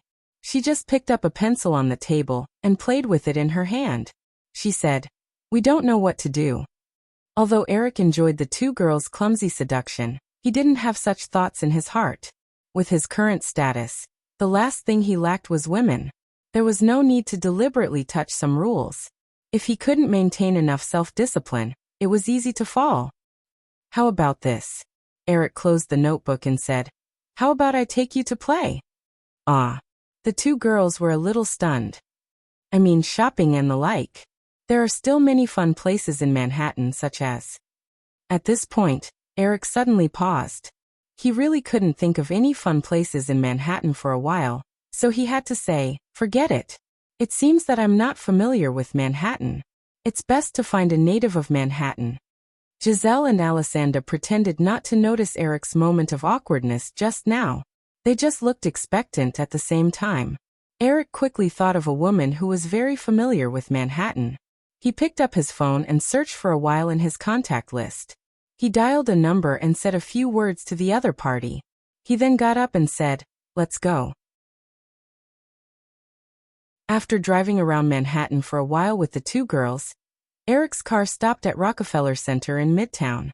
On the street not far away, the crew of City to Desire was shooting an outdoor scene. If there was someone who was most familiar with the places to eat and drink in Manhattan, among the people Eric knew, the first person he thought of was the beautiful writer of City to Desire, Candace Bushnell. The main reason why City to Desire was able to become the Bible of Manhattan's fashionable life was that this TV series introduced and described a series of well-known restaurants, bars, galleries, nightclubs, and other gathering and entertainment places everywhere in Manhattan. If one wasn't very familiar with these places, it was definitely impossible for ordinary people to make such exquisite comments. Of course, because of this, City to Desire, in the original spacetime, was criticized by many critics for its excessive promotion of hedonism. Noticing Eric's figure, the tall Candace Bushnell and another middle-aged man among the crew walked over together. Eric and Candace Bushnell hugged and greeted each other. Then he looked at the middle-aged man. The middle-aged man respectfully extended his hand to Eric and introduced himself. "Hello, Mr. Williams. I'm Terry Patrick, one of the producers of City to Desire. Do you want to come over and take a look?" "No, I'm just here to pick up Candace. By the way, does she have any more work to do?" "Of course not." Terry Patrick shook his head and said, "Ms. Bushnell is just here to visit." "That's good." Eric nodded and said, "Then you can continue with your work." Terry Patrick said goodbye and took the initiative to leave. Eric introduced the two girls beside him to Candace Bushnell, then said, "I happen to be off today. I'm planning to walk around Manhattan. Can you be my tour guide?" "Of course, no problem." Candace Bushnell shifted her gaze away from the two young girls and did not ask further. She smiled and said, "But I can't guarantee that you'll want me to take you to the place you want me to." Eric took the initiative to open the car door for Candace Bushnell and said with a smile, "Get in the car. If you don't like it, we can just go somewhere else. Manhattan is so big anyway."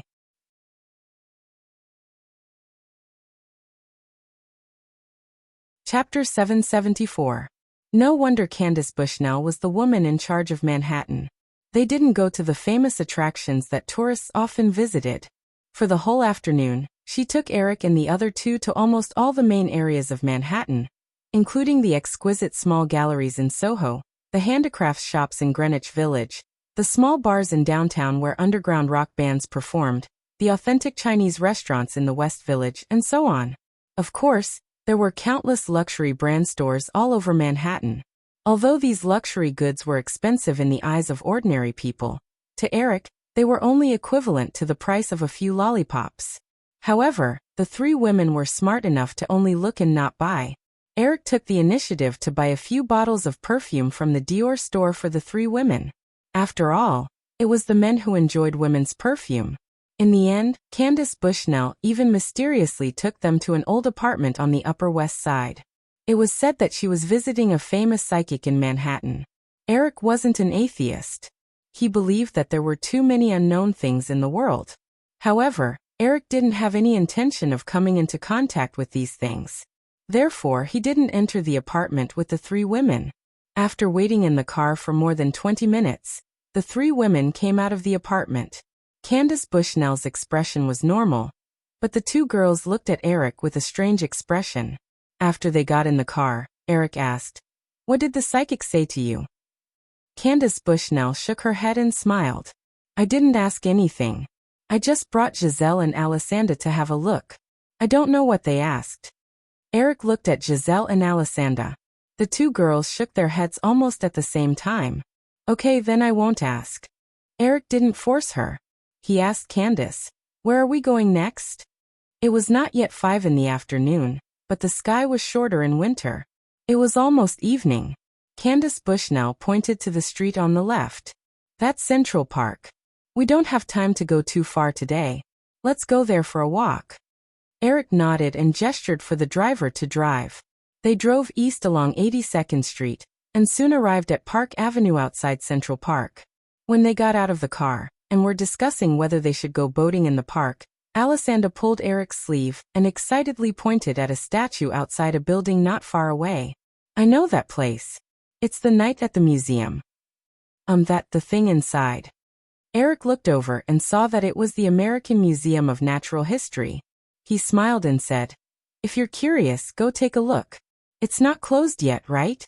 Candace Bushnell said, "No, there's still an hour left." The four of them arrived outside the museum. Just as they were about to walk up the steps, Eric's attention was attracted by a billboard hanging outside the museum. The advertisement read, "Amazon Journey, IMAX ESP Visual Experience." Candace Bushnell saw Eric suddenly stop and followed his gaze. She said, "This is a documentary that's being played in the IMAX theater. My friend and I have watched it before. It's very impressive. The screen is very big, as high as a 5-story building. Unfortunately, I heard that this technology can only play scientific documentaries of less than 40 minutes. If it could play movies, it would definitely be more shocking." Eric nodded and said, "Let's go in and take a look." "Okay, but hurry up." As they spoke, the four of them bought tickets and walked into the museum. They quickly found the location of the IMAX theater. It just so happened that the last screening of the day was about to begin. As it was almost closing time, there weren't many tourists. The four of them easily found the best viewing spot near the center of the theater. After the lights dimmed, the screen lit up. A large panoramic view suddenly appeared in front of them. The endless Amazon jungle seemed to be blowing in their faces, giving them a sense of immersive shock. Eric had experienced this feeling more than once, and Candace was not too surprised. However, Giselle and Alexander, who were seeing such a shocking visual scene for the first time, exclaimed at the same time. Giselle had just snatched the seat next to Eric. At this time, intentionally or unintentionally, she moved closer to Eric's ear and said with some regret, "I didn't expect the Amazon jungle to be so beautiful. It's a pity that my family lives in the south of Brazil. I've never been there." Eric felt the pleasant perfume on the girl's body. It was the residue of the perfume that he tried in the Dior store not long ago. He said, "The more beautiful something is, the more dangerous it is. I just went to the tropical rainforest in northern Australia not long ago. It is said that there are hundreds of deadly poisonous snakes there. If you're not careful, you can lose your life. The Amazon jungle is much more dangerous than the Australian rainforest." Although her attention was attracted by the immersive IMAX scene in front of her from time to time, Giselle was more willing to talk to Eric. She tried to find something to talk about. "Australia, it's the same as my hometown. It should be summer now. Eric, what are you doing in such a dangerous place like the Australian rainforest?" Eric felt the IMAX scene in front of him and thought about it in his heart. It did not prevent him from talking to Giselle. He said, "The company has a movie shooting there. I'm going to visit the set. Speaking of which, I'm also very curious about Brazil. Unfortunately, I don't dare to go." Giselle said in disbelief. "Eric, is there a place that you don't dare to go?" "Of course, I went to Mexico some time ago, and then I didn't dare to go again." Of course, Giselle paid attention to what happened some time ago and said, "I think my hometown should be better." However, when the girl said these words, her voice lowered unknowingly, and she seemed to be very unconfident. She remembered that more than half a year ago, she left her hometown in a small town in southern Brazil and rushed to Rio de Janeiro for the first time. Then, on the same day, the only $50 she had were stolen. Eric noticed Giselle's expression and asked, "What are you thinking about that makes you unhappy?" "Well," Giselle nodded and talked about her experience. "That was all the money I had. At that time, I felt like the sky was falling down. I cried on the street for a long time.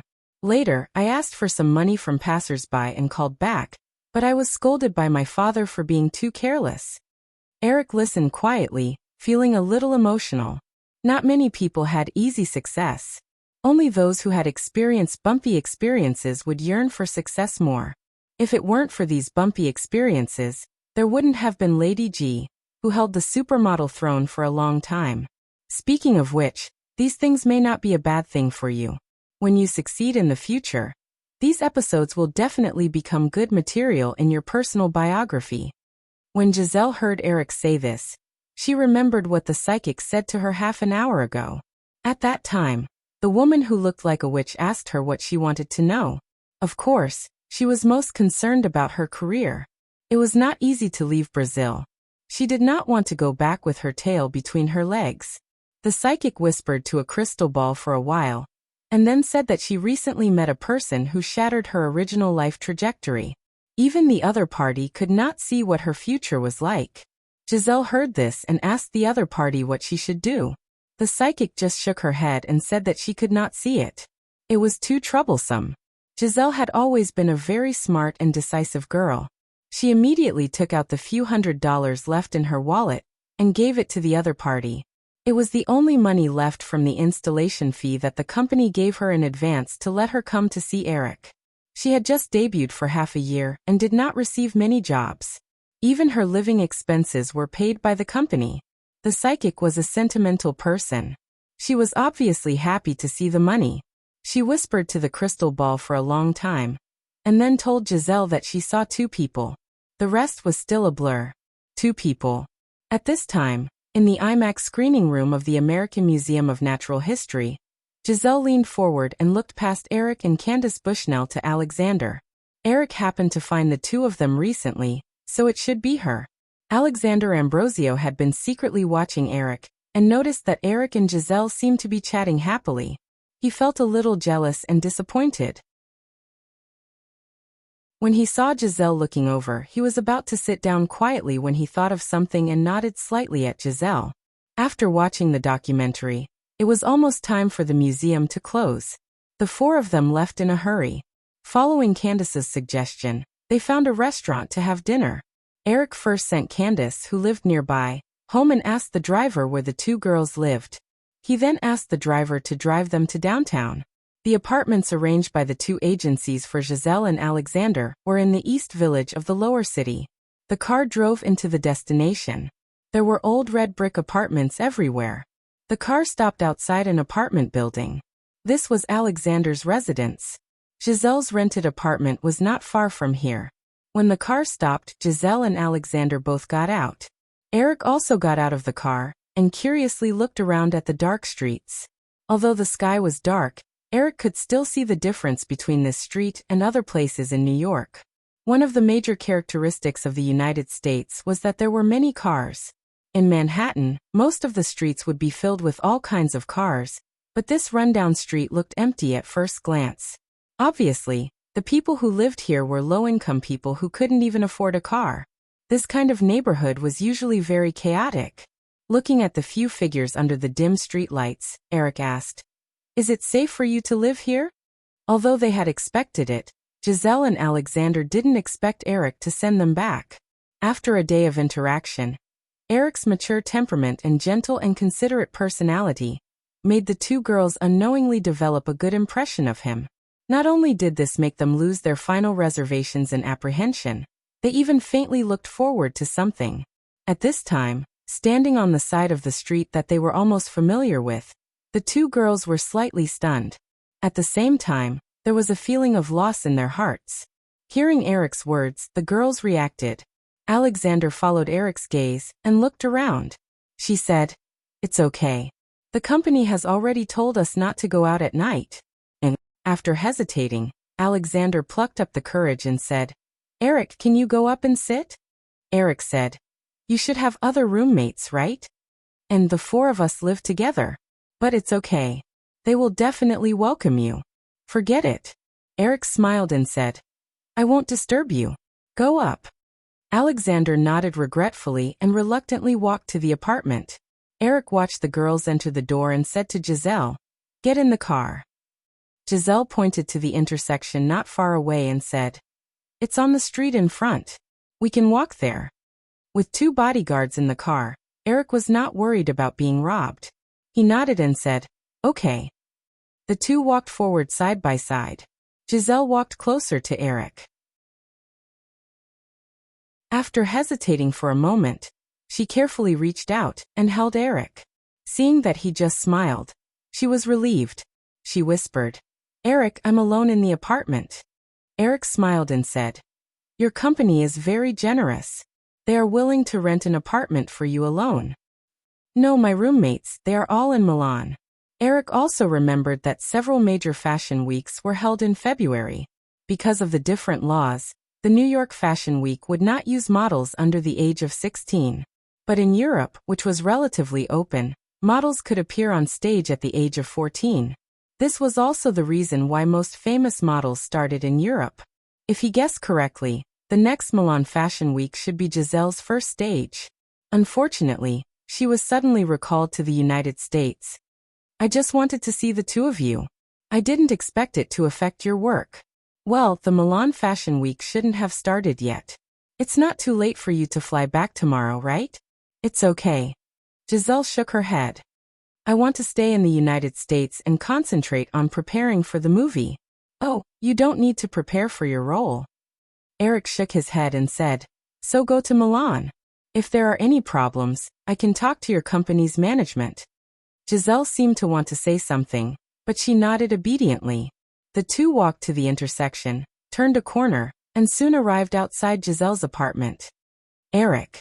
Giselle was about to speak, but she remembered that Eric had just rejected Alexander. She hesitated and leaned on Eric. She said in a low voice, you can stay tonight. And I still. Speaking up to this point, the girl suddenly paused. She awkwardly found that she did not know how to say a certain English word. If she said it in Portuguese, he should not be able to understand. Eric certainly knew what the girl wanted to say. Seeing her suddenly stop, he quickly understood. He smiled and reached out to lift Giselle's chin. He kissed her gently and said, forget it tonight. But since it's like this, you can stay for me.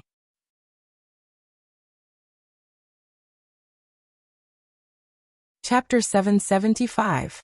Compared to the Golden Globe Awards in January, Eric was most concerned about the Sundance Film Festival, which had become popular in recent years.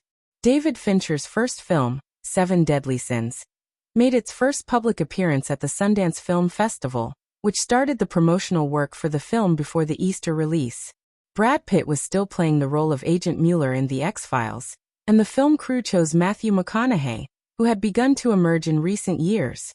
Eric didn't like the actor very much and always felt that his face was too frivolous. However, this kind of image just happened to fit the young, impetuous, and irritable character of the male lead of 7 Deadly Sins. So it was finally decided. Other than Matthew Mike and Diane Kruger, who was stuffed into the cast by Eric, the other two supporting actors, Morgan Freeman and Kevin Spacey, were unchanged. Compared to the murderous movies that killed all the way to the end, and even made the audience tired of the aesthetic of 7 Deadly Sins, the exquisite and shocking crime setting pushed the film to unprecedented heights. The three male characters' impetuous, calm, and crazy personalities also left a deep impression on the media and film critics. After the film was released at the Sundance Film Festival, it immediately attracted a strong response. Most serial crime movies almost always end with a cliché Sherlock Holmes-like character, who unravels everything. The plot setting of 7 Deadly Sins that allows criminals to take the initiative to appear and continue to complete their crazy acts is undoubtedly subversive. The ending of the movie is shocking. The gloomy city that is always raining also gives people a gothic dark religious atmosphere, which secretly echoes the religious theme of 7 Deadly Sins. Compared to the chaotic and mediocre Alien 3, 7 Deadly Sins is undoubtedly a rebirth of director David Fincher's work. Kevin Spacey's short appearance is a genius, indifferent, and crazy murderer incisively and vividly, which makes people think of Anthony Hopkins' performance in The Silence of the Lambs. Matthew McConaughey and Morgan Freeman also put in excellent performances. In addition, although many people are criticizing Victoria's Secret supermodels for frequently entering Hollywood, Diane Kruger's performance this time has also reached the passing line. We can't ask for more from this group of beautiful babes with delicate faces and devilish figures, right? Although there was no lack of criticism for any movie, the positive reviews received by 7 Deadly Sins far exceeded the few negative reviews in the media. The topic of the movie quickly spread from Christmas to all of North America. Although the Sundance Film Festival claimed to support independent films, after many years of development, in order to better survive, it also began to compromise with the major Hollywood studios. Out of the 17 nominees for the Best Drama Film Award, more than a third of them came from the Big Seven or their subsidiaries. Seven Deadly Sins was nominated without any suspense, and with the help of New Line, it successfully won the jury prize, opening a good publicity campaign for the film. As January passed, the holiday atmosphere gradually disappeared, people's lives gradually returned to normal, and the film market also fell into the cold period of spring. Hollywood's weekly box office dropped from a high of $170 million to around $60 million. Correspondingly, in February, the spring season of TV dramas began. Seven Deadly Sins started off with a good start at the Sundance Film Festival. At the same time, Firefly Group's ABC Network, AE Network, Disney Channel, ESPN, and other major TV stations began to launch new spring shows one after another. Among them, in addition to ESPN, which had just signed a $9 billion broadcasting rights contract with the National Football League, was the AE Network's Lifetime TV station, which specialized in urban elites and fashionable women. Before the winter break last year, Lifetime TV's two reality shows, America's Top Model and Project Runway, which had a huge impact, both achieved more than 6 million viewers in the last episode. The final viewership of the first season of America's Top Model reached 6.8 million, and the ratings were close to 4.0. Compared to most cable channels, this result was simply amazing. With the phenomenal viewership trend brought about by the two reality shows, Lifetime TV's subscription skyrocketed, from a little more than 3,000 at the beginning of 1995 to 76 million. The major cable operators also began to prepare for the inevitable price increase in the new year's broadcasting rights contract from April to May. According to industry estimates, as long as Lifetime TV's spring shows could reach the average level of last year's fall shows, Lifetime TV would be able to raise the average subscription fee to more than 25 cents in the new contract negotiations. Based on this alone, Lifetime TV would earn more than $200 million a year in subscription revenue from cable operators. This figure had already exceeded the overall valuation of Lifetime TV, which was less than $150 million a year ago. With the popularity of Lifetime shows, the television station's advertising revenue, syndication distribution, and DVD sales of popular shows would bring in far more revenue than just subscriptions. Wall Street media analysts had even raised Lifetime TV's valuation to $1 billion. Although Lifetime TV's viewers didn't pay too much attention to these industry figures, their interest in Lifetime TV's two ace reality shows didn't decrease at all. The second season of America's Top Model wouldn't be broadcast until early March, and the new series, Want City, wouldn't be broadcast until the end of February. However, with the arrival of New York Fashion Week, the first season of Project Runway didn't end completely. Instead, the finals were held during New York Fashion Week. After the winter break, the final three contestants who emerged from the elimination rounds would show their works in the highly anticipated Bryant Park in Manhattan. In order to attract more attention, Project Runway specially made two special episodes before the final aired. They were aired 2 weeks before and after New York Fashion Week. Because all the popular reality show contestants in the series returned at the same time, although there were no previous competition segments and more of a recap of last year's show and interviews with the contestants, the two special episodes still received more than 500 viewers. This once again showed the powerful popularity of Project Runway to the media and the industry. Although Linda invited Eric to appear as a special guest on the final episode of Project Runway, Eric had to rush back to Los Angeles after the AOL IPO. The preliminary budget for James Bond, Casino Royale was released. Auditions for some important supporting roles in the film began at the same time. All of these couldn't be done without Eric's participation. At the same time, Firefly, MGM, and Fox also began negotiations to form a pay-TV channel. In the original Spacetime, HBO almost monopolized more than 90% of the pay-TV channel market. Its highest annual profit was close to $2 billion. 10 years later, it would be able to squeeze into the top 500 companies in the world. As for the other major media companies, although they had tried many times to catch up with HBO's market position, their market position had always been stable because of HBO's excellent operating methods. In his memory, in order to get HBO, 20th Century Fox even offered to buy the entire Time Warner Group. Of course, they didn't succeed in the end. However, at this time, the entire American cable television market had been brewing for a long time since the 1980s. Although HBO was already on a small scale, it was far from being as dazzling as it was later. This also gave other premium cable channels a chance to catch up. Early in the morning of the new week, Eric specially rushed to Praia Vista to have breakfast with Katzenberg in the studio's coffee shop and discuss the recent work progress. We have roughly picked a few targets. The most suitable one is a pay TV channel under Telkom. The subscriber scale of this TV station is currently about 1.5 million. It mainly broadcasts old movies. Although the number of subscriptions is relatively small, with Telkom's 40 million subscriber base, as long as we can provide enough high-quality film and television resources, the subscriber base will grow very quickly. Katzenberg reported about the pay TV channel, took a sip of coffee and continued. However, Telkom is not willing to let go of this TV station completely. They want to keep 20% of their shares. I think that if we finally decide to buy this TV station, we should be able to reduce Telkom's shareholding to 10%. After all, without our content support, Telkom's pay TV channel can't be big. Telkom, Comcast, and Time Warner were the three traditional cable television operators of this era. In addition, there were more small and medium-sized cable television operators and emerging satellite television operators in North America. Even News Corporation actually had a cable television operation, but its scope of business was mainly in Europe and Australia. In the early 1980s, these cable television operators were not allowed to own TV stations due to anti-monopoly concerns.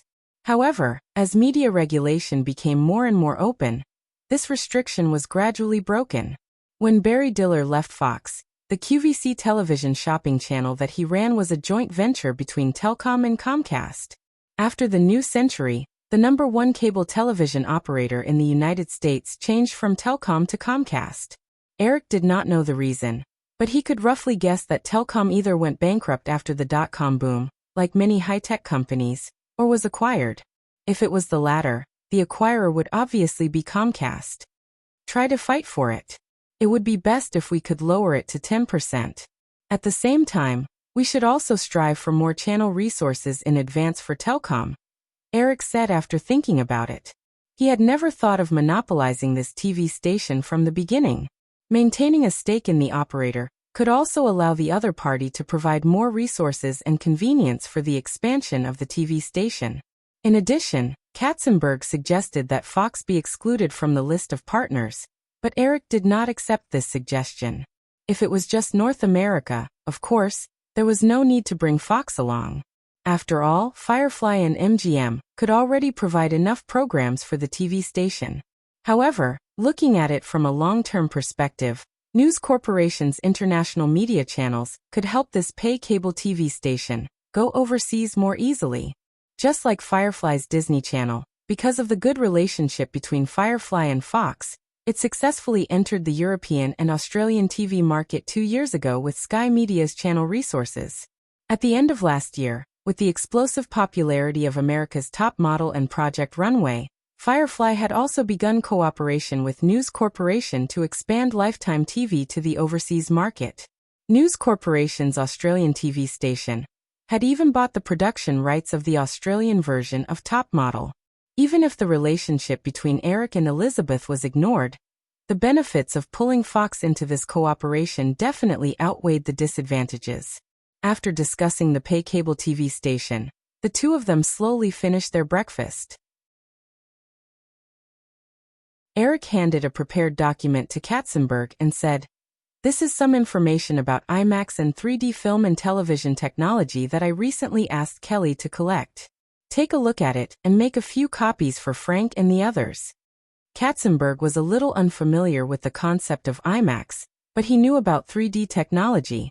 He took the document and said, "Eric, are you planning to make 3D movies?" Eric shook his head and said, "I don't have this plan yet. Take a look at the information first. According to Firefly's future production strategy, we are going to take the route of large-scale production. Most of these special effects-based movies pay a lot of attention to the visual experience.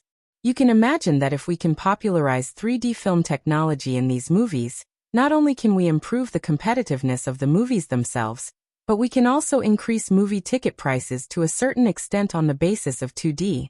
In recent years, although the size of the movie audience has been increasing and the international movie market has also been expanding, there will be a day when it will be saturated. At that time, 3D film technology may become a very important entry point for us to maintain continuous performance growth. Oh, the same goes for IMAX technology. I don't know if there are any IMAX theaters in Los Angeles. You can look around and experience it first. Katzenberg listened carefully and nodded solemnly. He said, I will finish reading the information as soon as possible. At the same time, I will ask the Strategic Planning Department to come up with an evaluation.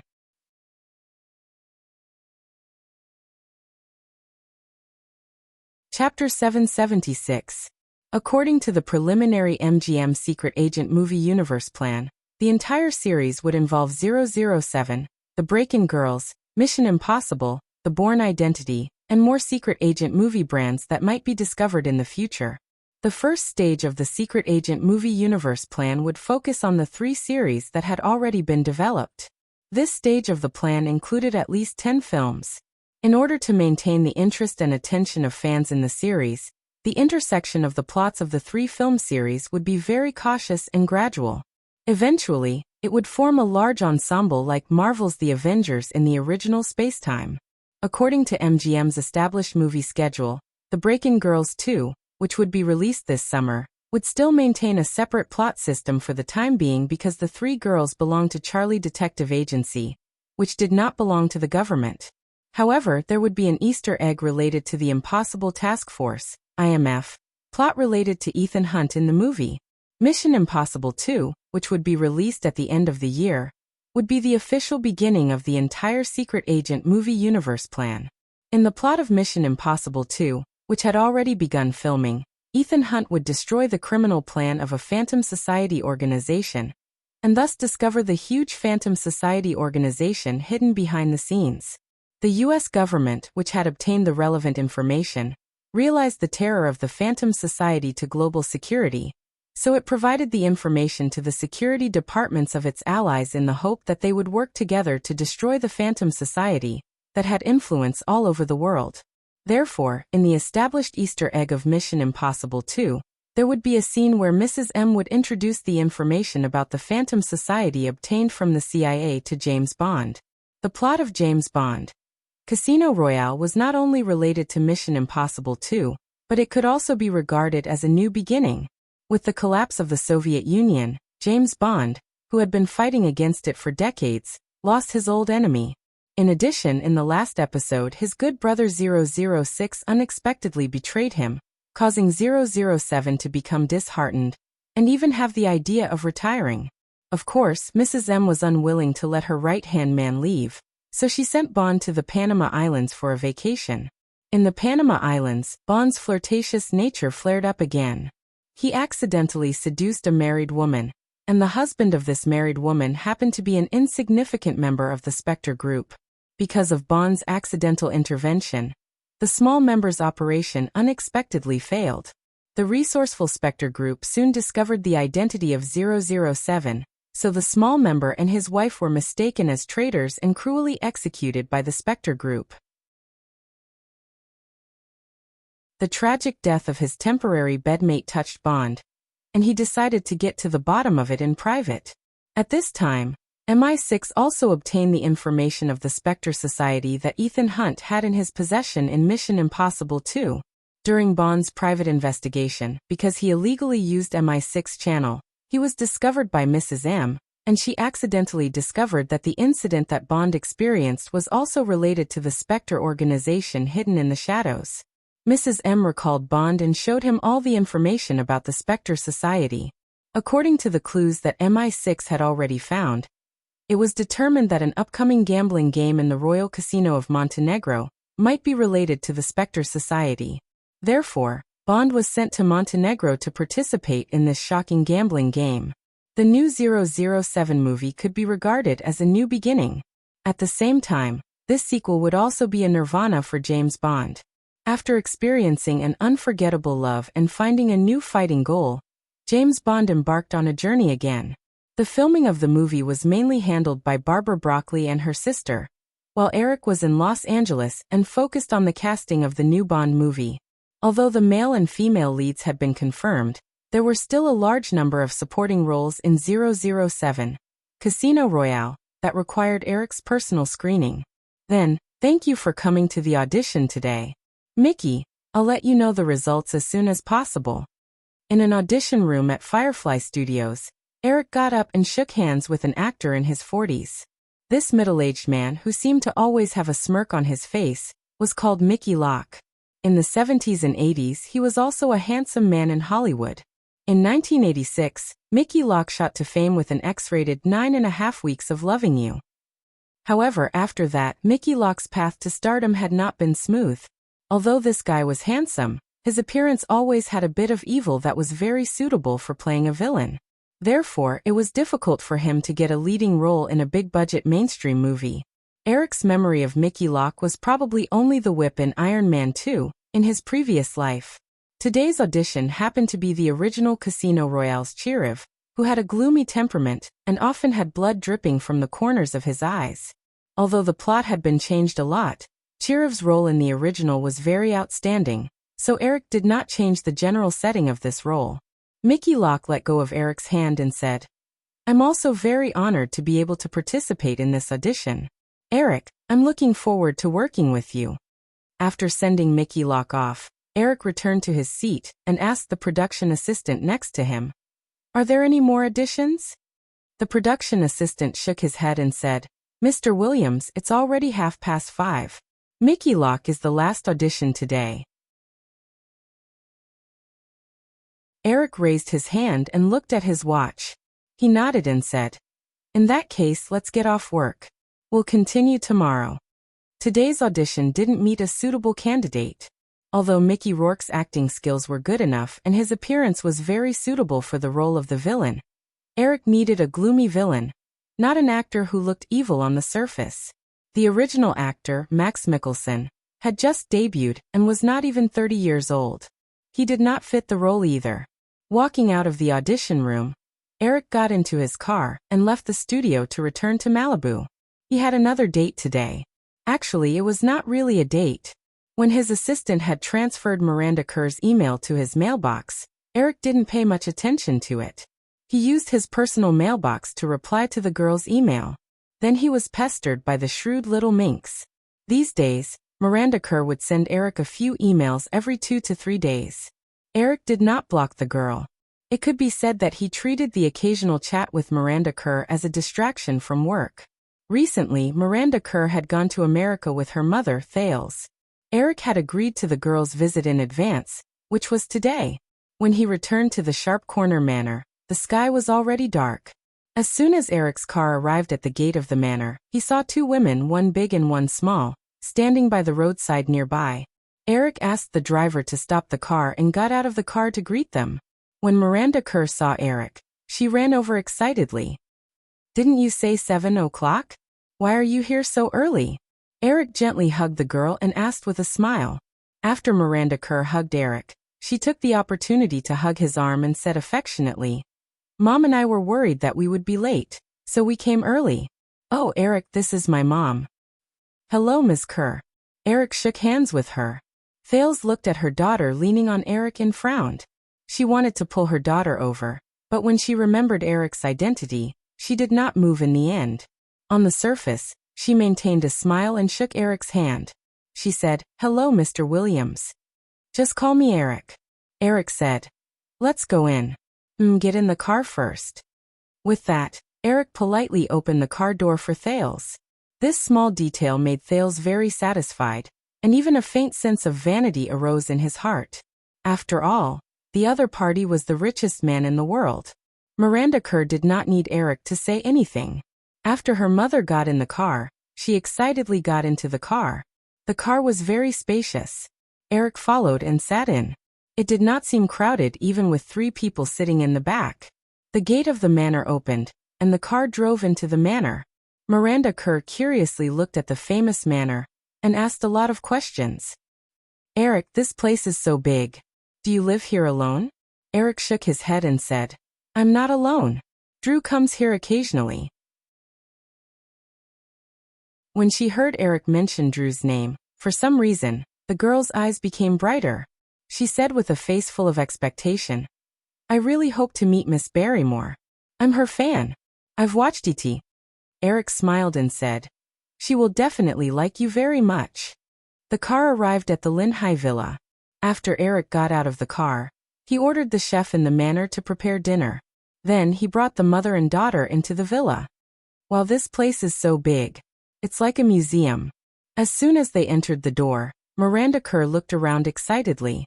She looked at the art hanging on the wall and exclaimed with envy. Eric just smiled and brought the two to the rest area by the glass wall. He said, take a seat. I'll make coffee. Thales sat down a little cautiously. Looking at his daughter's overly excited appearance, he wanted to reprimand her, but he was worried that he would be rude in front of Eric. Every part of this luxurious manor gave him a faint sense of oppression. Seeing that Eric was about to leave, Miranda Kerr, who had just sat down, immediately jumped up. Eric, can I help you? Of course. Eric nodded with a smile. He brought the girl to the small bar in the corner and said, if you don't like coffee, there should be other drinks in the fridge. The girl pointed to the red wine in the wine cabinet and asked expectantly, can I try those red wine? Eric shook his head and smiled. No, your mother is here. Miranda Kerr snatched the coffee pot from Eric's hand and took the initiative to help fill the cup. At the same time, she asked softly with a smile, does that mean I can drink when my mother is not here? Eric said, your mother is not here, so I don't dare to let you drink. Why? Eric joked. Drunk women are crazy. I'm afraid you'll take advantage of me. Haha, I won't. The girl smiled and twisted her slender waist under the thin sweater. At the same time, she did not forget to throw a glance at Eric and change the topic. Eric, how are your preparations for the movie? Eric knew that the girl was most concerned about the role. He said, I'm still casting. You must wait for a few months. I'm not in a hurry. Miranda Kerr did not show the slightest disappointment. This was just a small role. Anyway, he had already promised to give her more roles. However, the girl also knew that there was no need to rush to bring it up. There was still plenty of time in the future. The two made coffee together and returned to the sofa. Eric let Miranda pour coffee for the two of them. He sat down on the sofa and said, Miss Kerr, did the journey go smoothly? Of course. Therese took the coffee cup from his daughter and said, I didn't expect the weather in Los Angeles to be so cold. Miranda and I almost caught a cold. Haha, Los Angeles is already much better. If you go to New York, it will definitely be worse. It seems to be snowing there recently. Miranda poured herself a cup of coffee, but held the cup and sat down next to Eric. She said, It's amazing. It's so hot in Australia now, but it's snowing in New York. Eric smiled and said, If you really experience it, it won't be so amazing. After chatting for a while, Therese knew that it was not suitable to talk about business during dinner, so he took the initiative to start a conversation. He said, Eric, Miranda has already told us some things. Well, about Miranda being a contract actress with Disney, I want to confirm it with you personally. Eric was slightly stunned. He only promised to provide a few jobs for the girl in the email, but he never promised Miranda Kerr to be a contract actress with Disney. Moreover, the girl in front of him looked at least 16 years old. She did not meet the requirements of most of the Disney actors. Disney's criteria for selecting actors for the Disney Channel were mainly petite and cute. For example, Britney and Christina were only about 1.6 meters tall even after they reached adulthood. Although Miranda Kerr met the criteria of being cute, she was already too tall. He looked at Miranda Kerr in confusion. The girl was blinking her big eyes and looking at him pitifully. Eric suddenly understood why the girl wanted to associate herself with Disney. It was probably to prevent her parents from thinking that she was too mature for her age. After all, when it came to Disney, most people's reaction was basically that of a child's. Moreover, although the girl was already slender and elegant, with her current age, it was more reasonable for her to work with Disney. In the blink of an eye, Eric thought about it, and turned his head to Therese. He said, "Other than the small role in James Bond, Casino Royale, I think Miranda is quite suitable for a role in the upcoming Disney Channel TV series." Although it was nonsense, Eric was not worried that this lie would not work. Disney Channel produced many teen TV series or movies every year. If necessary, he could just find a Disney movie and insert Miranda Kerr into it.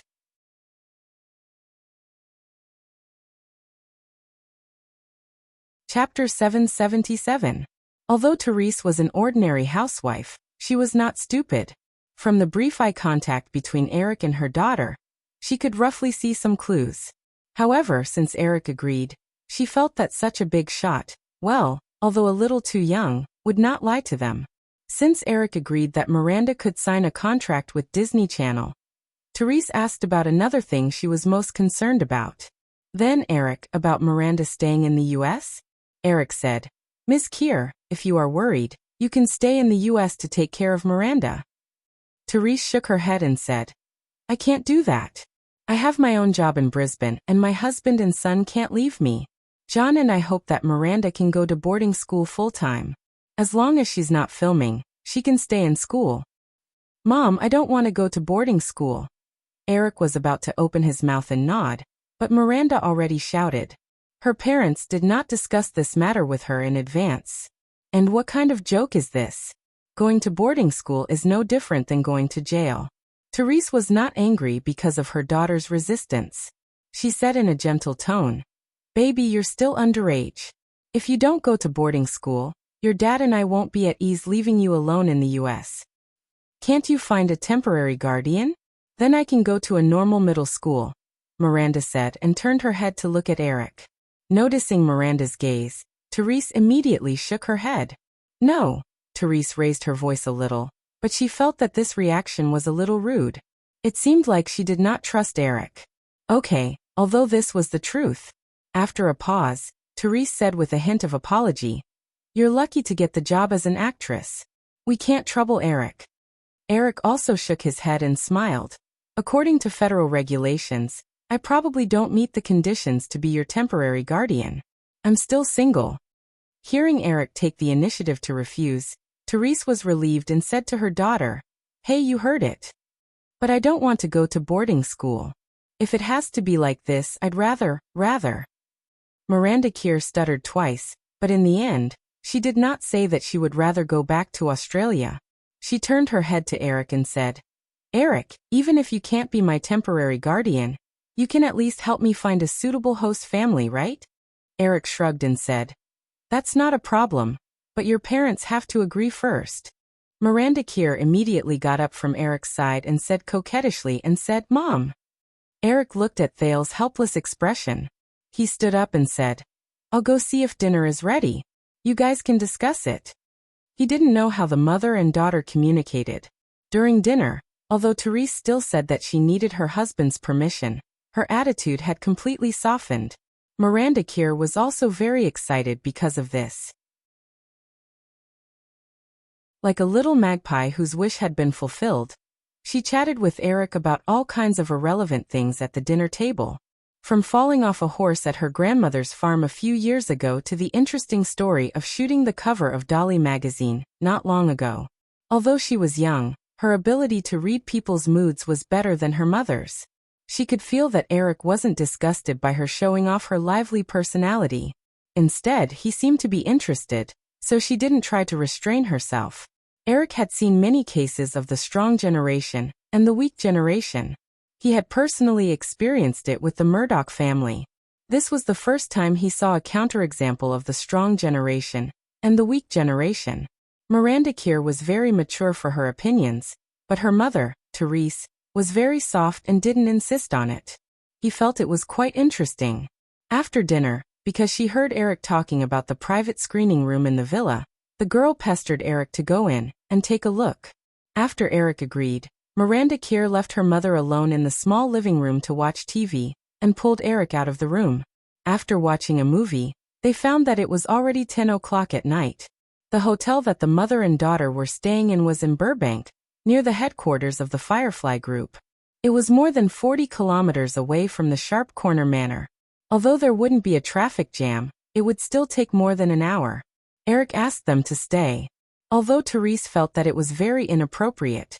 Seeing that her daughter immediately agreed, she didn't insist. After arranging a room for the two of them, Eric returned to his bedroom. After taking a shower, he leaned against the headboard and read the latest project plan about the pay cable TV channel that he brought back from the studio today. The pay cable TV channel was temporarily named FFM, which was the acronym of the three companies, Firefly Fox and MGM. If there wasn't a more suitable name, they wouldn't change it. The number of subscribers of HBO was now close to 10 million. Although it didn't reach the peak of 30 million subscribers in Eric's memory. According to the current monthly subscription fee of $9.99, HBO's annual turnover had exceeded $1 billion. It was also because of this support that in the original Spacetime, HBO dared to invest a huge amount of money to continue to produce a large number of excellent self-produced TV series in the next few years. It formed a virtuous cycle and gradually consolidated its unshakable position in the industry. In this case, there wasn't much time left for FFM to catch up. Eric's original plan was to imitate the burning strategy of the emerging internet companies. They would spend a huge amount of money to produce sensational and highly topical self-produced TV series. At the same time, they would spare no effort in marketing and promotion. In the early stage of the development of the TV station, they would completely sacrifice profits as a means to quickly accumulate a user base to achieve the goal of competing with HBO.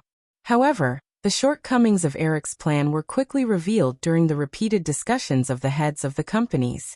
The pay cable TV channel that the three companies planned to take over only had 1.5 million subscribers, which was about 1/7 of HBO's.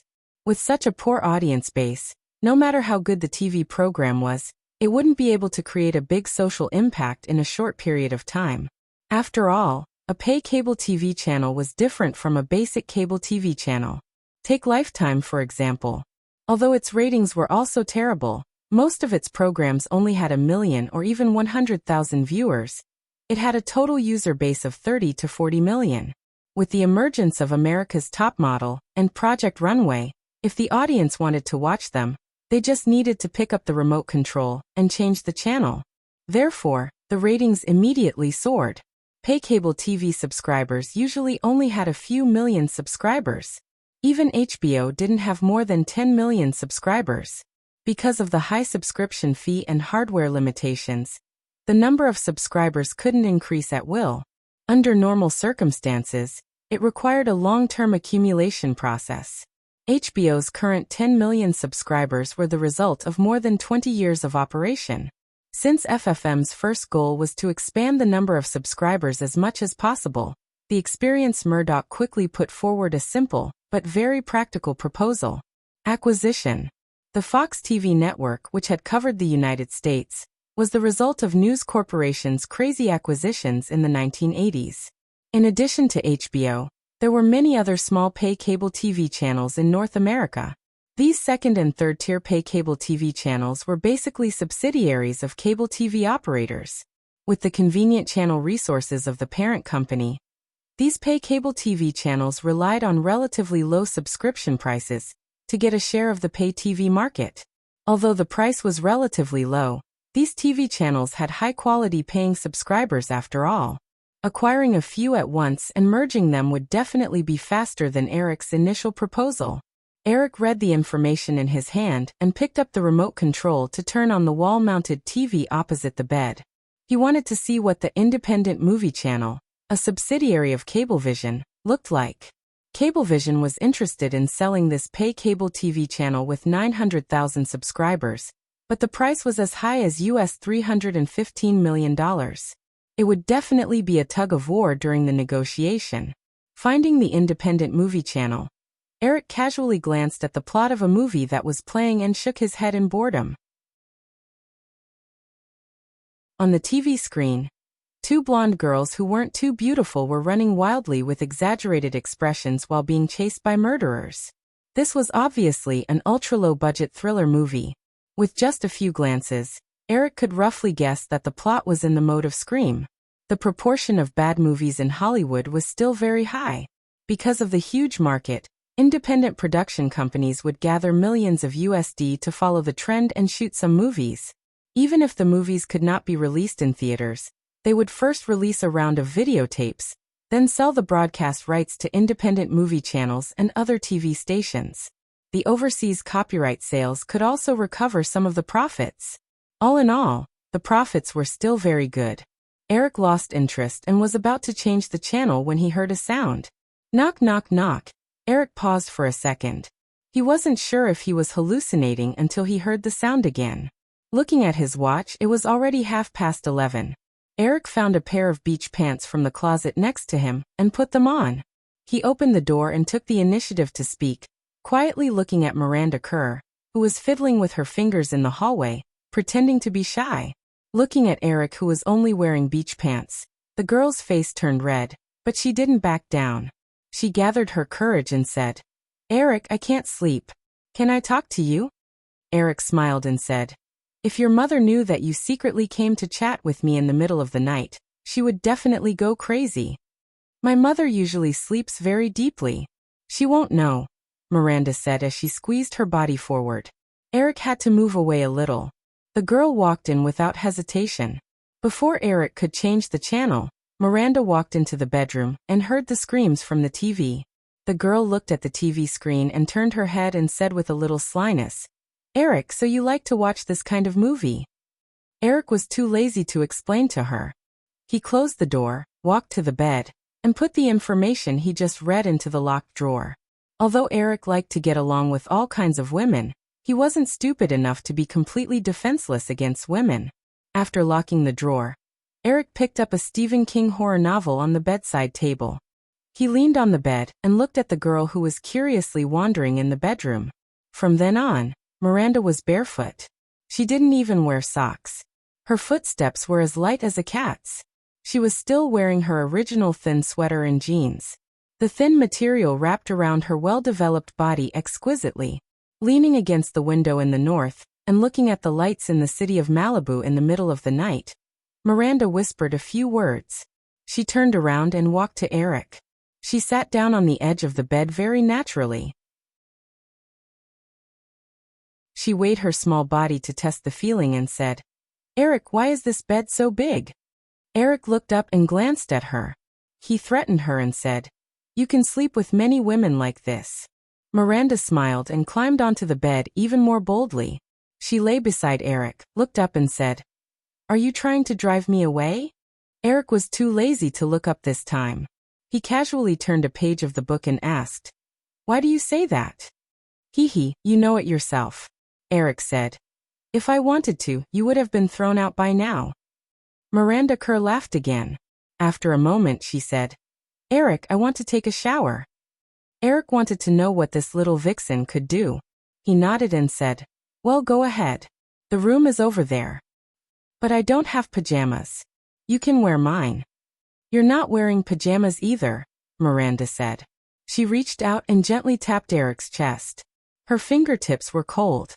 Eric picked up the white shirt he wore during the day. "Here, wear this later." Miranda Kerr took it and shook it twice in her hand. She looked up at Eric. Seeing his indifferent look, her little nose wrinkled slightly. She got off the bed and walked to the room. Eric heard the door of the room close. He looked up and shrugged. He had been with too many women over the years, and their attitudes towards him were also different. Miranda's behavior did not surprise him too much. A certain little vixen back then had been so tirelessly pestering him. Thinking of Drew, Eric unconsciously recalled his experience in these years of rebirth. Step by step, Eric had forgotten how many women had appeared around him. His mentality had also changed step by step, from the initial high-spirited to the current playful life. In the past, he had always hoped to have every woman he liked by his side, but now this thought was gradually fading. Eric found that he was not suitable for the days of the founder of Playboy, Hugh Hefner, who was surrounded by women all the time. He was even a relatively cold person in his bones. He liked peace and quiet. He did not need many women by his side, just one or two. He also did not like to spend all the time together. When his feelings faded, he would leave.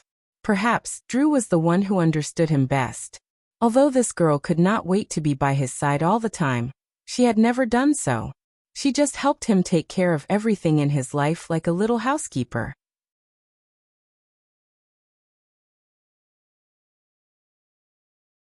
Chapter 778. The sound insulation of the villa's master bedroom was of course excellent. There was no sound of water splashing. Eric picked up the remote control and changed the TV channel. He didn't throw away the horror novel in his hand.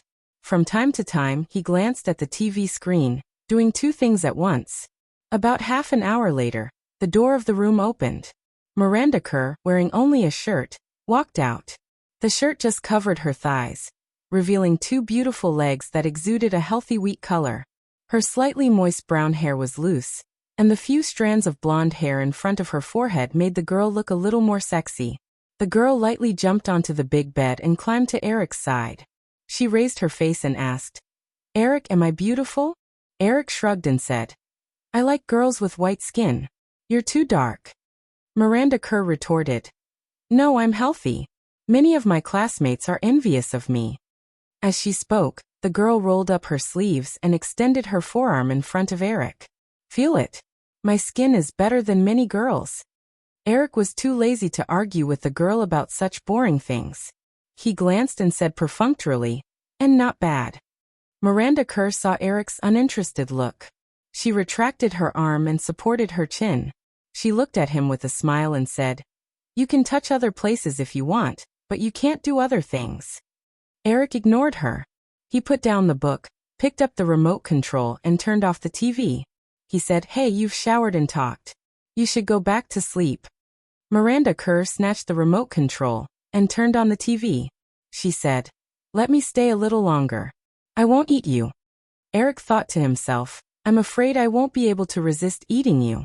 He saw the girl randomly changing channels and unknowingly changed to HBO's secondary channel, Cinemax. He couldn't help but roll his eyes and asked, "Do you know what TV station this is?" "Of course, I'm not a child." Miranda Kerr acted like a little adult. However, when a large number of scenes that were not suitable for children appeared on the screen, Miranda Kerr's face turned red. She quickly changed the channel and jumped to the Disney Channel. The television was playing a children's sitcom developed by the Disney Channel last year. Although it was aimed at children between 6 and 12 years old, Miranda Kerr enjoyed it very much. She finished watching a short 20-something-minute episode. The next program was a cartoon. The girl felt sleepy, so she turned off the television and moved to Eric's side. "Eric, can I sleep here?" Eric said. "Then we'll probably have to go to the kitchen." Hide the kitchen knives first, in case your mother attacks me tomorrow." Miranda Kerr laughed and said, "That won't happen. With my mother's personality, she won't do such a thing. Moreover, I can leave early tomorrow morning." Eric shrugged indifferently. Anyway, this was his territory. He was not worried that this little vixen would cause trouble. He casually turned off the lights, pulled the blanket and lay down. He said, "Go to sleep. Remember to leave early tomorrow morning." The surrounding curtains had been automatically drawn. As Eric turned off the lights, the bedroom immediately became dark. Miranda Kerr, who was still sitting beside Eric, suddenly became a little timid. She groped her way to Eric's side and whispered, "Eric, I'm afraid of the dark. I'm not used to sleeping with the lights on. I'm so boring. I mean, can't you take the initiative to hug me?" "Oh." Eric turned around and reached out to hug the girl's waist. "Okay, go to sleep." Miranda arched in Eric's arms and giggled in the dark. She carelessly took off her shirt. Her skin is really good." Eric had a thought, but immediately felt something. He said, "Where's your underwear?" Who wears underwear when sleeping? I left it in the room." After the girl finished speaking, she said half-jokingly, "You're only allowed to touch it. You're not allowed to do anything else." It was already past 12 o'clock. He still had work tomorrow. Eric was only sleepy at this time. He was not in the mood for anything else. He just treated it as if he was hugging a doll. After a while, seeing that Eric really did not do anything, Miranda Kerr was a little disappointed. Could it be that she was not attractive enough? Eric, you're completely different from what I imagined. Eric answered vaguely, You don't feel like the super rich person I imagined at all. Eric opened his mouth and said, Then what did you imagine me to be like? Miranda Kerr stuttered a few times, but did not answer this question at all. Eric smiled. Ordinary people always imagined the rich to be luxurious and mysterious, but in fact, they were not that cold. Eric could not help but think of the conversation he had with Chris on the phone a few days ago. They talked about Buffett. Because of a few parties at the end of last year, Chris and Buffett gradually became familiar with each other. The old man also favored this outstanding junior in the investment world. The two met a few times and unknowingly became friends. Chris was talking about the first time he visited Buffett in Omaha last month. Although Buffett's simple and even somewhat stingy lifestyle was widely known, Chris still felt that it was a little unbelievable when he saw it for the first time. The Buffett family lived in an ordinary apartment that was no different from most middle-class apartments in the United States. There was a minivan worth less than $20,000 parked in the yard. Buffett invited Chris to eat at an ordinary steakhouse at noon. The two of them spent a total of $16, and that was including the tip. The Berkshire Hathaway Company, which was located near the Kevitt Plaza in Omaha, was even more shabby. There were less than 10 employees in the company, including Buffett himself. It did not look like a corporate aircraft carrier with a market value of tens of billions of dollars.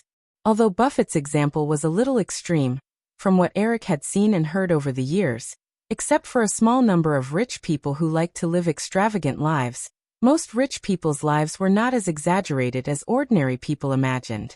When Eric woke up, he felt a warm little body was still snuggled up against him. He touched the watch on the bedside table and looked at it. It was almost 6 o'clock.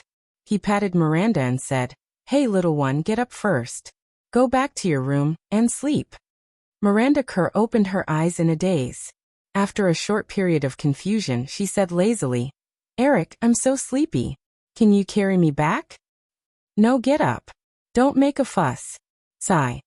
The girl sighed softly. Seeing Eric put on his clothes quickly and walk to the room, she lazed in bed for a while before getting up. She looked around in a daze. Eric had already put on his shirt. At this time, she did not have the courage to walk into the room naked. She picked up the beach pants that Eric had just taken off and put them on. After covering half of her body, she jumped out of bed and walked into the room with Eric. The room was very spacious. Seeing Eric brushing his teeth at the sink, the girl scratched her messy hair and walked to the toilet. She pulled down her beach pants and sat down. Seeing Eric glance at her with his mouth full of foam, Miranda laughed foolishly and said, Eric, I feel like we're a couple living together. Eric, of course, ignored her.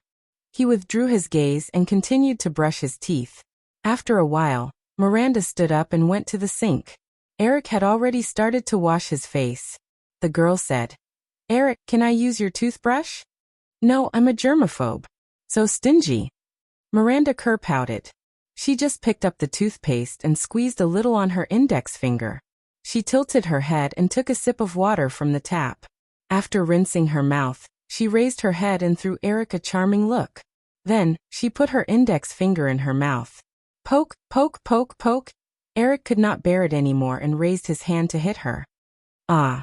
With a cry of pain, the little minx finally stopped messing around. After the two of them washed up, Miranda Kerr did not go back to her room to sleep. She jogged around the manor with Eric, and then prepared breakfast together. Thales woke up close to 7:30 a.m. When he saw that Eric and his daughter were already up, he felt a little apologetic. However, he did not notice anything unusual. After breakfast, of course, Eric would not leave the little minx in the manor. He took the mother and daughter to the headquarters in Burbank. He instructed an assistant to take care of trivial matters like choosing a host family and arranging a school for Miranda Kerr. After that, he returned to his normal work.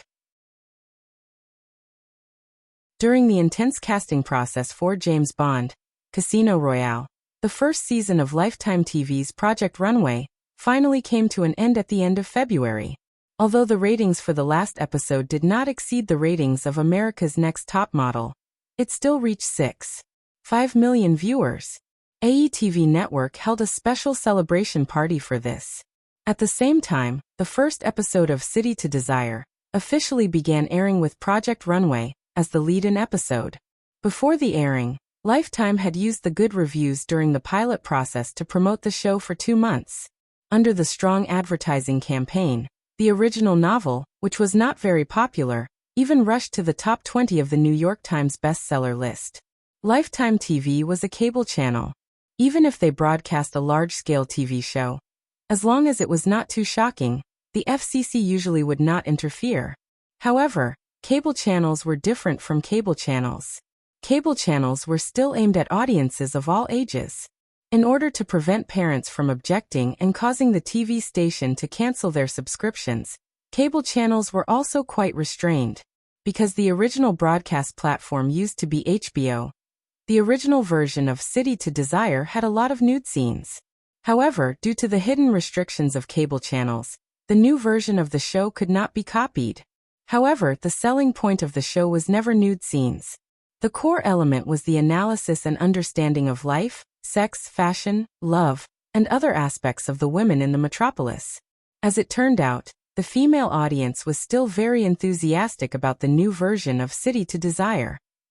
Taking advantage of the popularity brought about by the finale of Project Runway, the first episode of the new show received 3.9 million viewers. This figure was much better than the first episode of Project Runway and America's Next Top Model. After the first episode aired, most media gave good reviews to this avant-garde and bold TV show with a hint of shrewdness and cunningness. As the popularity of the show spread, the second season easily exceeded 4.3 million viewers.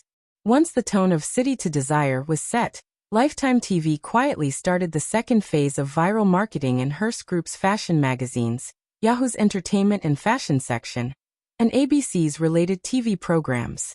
Unknowingly, many urban women who paid attention to fashion began to notice the name, City to Desire, more frequently. Whether it was well-known fashion magazines like Yellelly and Bazaar under the Hearst Group, the fashion section of Yahoo, or some fashion interview programs on ABC, there was a lot of analysis and discussion of the clothes, jewelry, makeup, and shoes of the female leads of City to Desire. Most of the articles were full of admiration, as if the clothes of the female leads of City to Desire had become synonymous with fashion. There was a very famous joke in the fashion circle. If you randomly picked out a piece of clothing from a hanger, regardless of whether it was a retro style from decades ago or a strange bohemian style, when an authoritative fashion media took it out and firmly instilled in a million people that it was the next season's fashion item, then it was the new season's fashion item. Although the crew of City to Desire knew the rules, of course, they wouldn't be so simple and crude. During the production of the show, the crew specially hired a few well-known fashion bigwigs as consultants to guide the style of the female lead's clothes. Coupled with the pervasive viral marketing methods, the female leads of City to Desire quickly became the trendsetter of urban fashion. The series quickly gained a large number of female fans. Some of the fashion brands that were not too eye-catching in the series began to be revered by a large number of urban women.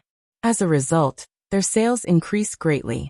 At its peak, City to Desire once brought in more than 40% of HBO's female audience, which showed how powerful its influence was among women. Lifetime TV's viewership threshold was much lower than that of the expensive HBO. As the popularity of the show soared, the number of viewers exceeded 5 million by the fourth episode.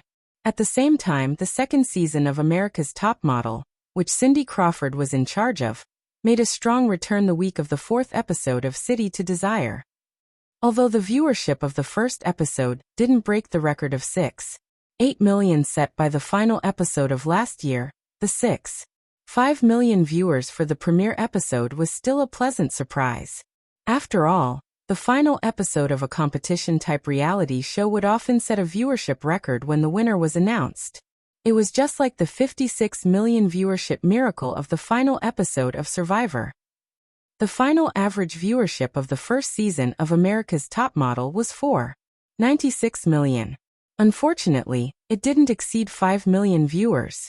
The 5 million viewership of the second season was basically confirmed that the second season of this popular reality show would maintain an average viewership of more than 6 million. Now that the 4 major public TV stations still monopolized the majority of the television audience, there were only a handful of shows in North America that could maintain a viewership of more than 6 million.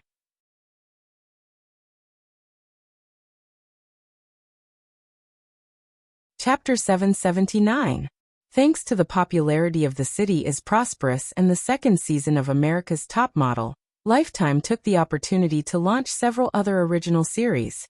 Although the results couldn't compare to the 2 viewership leaders, it was enough to fill up the rest of Lifetime's viewership slots. It wasn't like last fall, when Project Runway and America's Top Model were left in the dust, while the rest of the viewership slots were still empty. As Lifetime began to discuss the new annual revenue-sharing contract with cable operators, other media groups that had been paying attention to Lifetime also began to study the reason for the rise of this television station. Yes, they were planning to follow the trend. This wasn't just happening in the film industry. Even Firefly and the other 2 companies were preparing to launch FFM, which was also planning to follow the trend of HBO. However, although the cable television industry was in the stage of a boom, Eric wasn't worried about these latecomers. After all, in this country where all industries were firmly controlled by capital, there weren't many people who would decisively invest without hesitation before the situation was clear. By the time they reacted, Lifetime would have already established its position in the industry. Similarly, in this country of capital, the first few months of every year were the time when major corporate giants handed in their report cards to investors, the media, and the public. Among the 7 big Hollywood companies, after last year's ocean strategy coupled with the natural growth brought about by the strong recovery of the American economy, Time Warner's revenue for 1995 reached US $11 billion.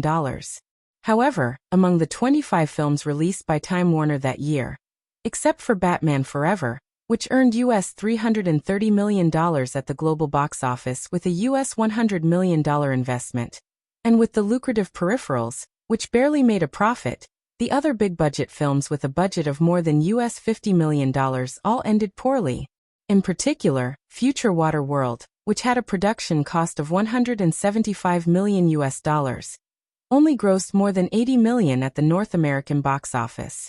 Although the global box office reached $260 million US dollars, Warner Pictures only managed to recoup more than $90 million US dollars from the global box office share, due to the generally low profits and high taxes in the overseas market.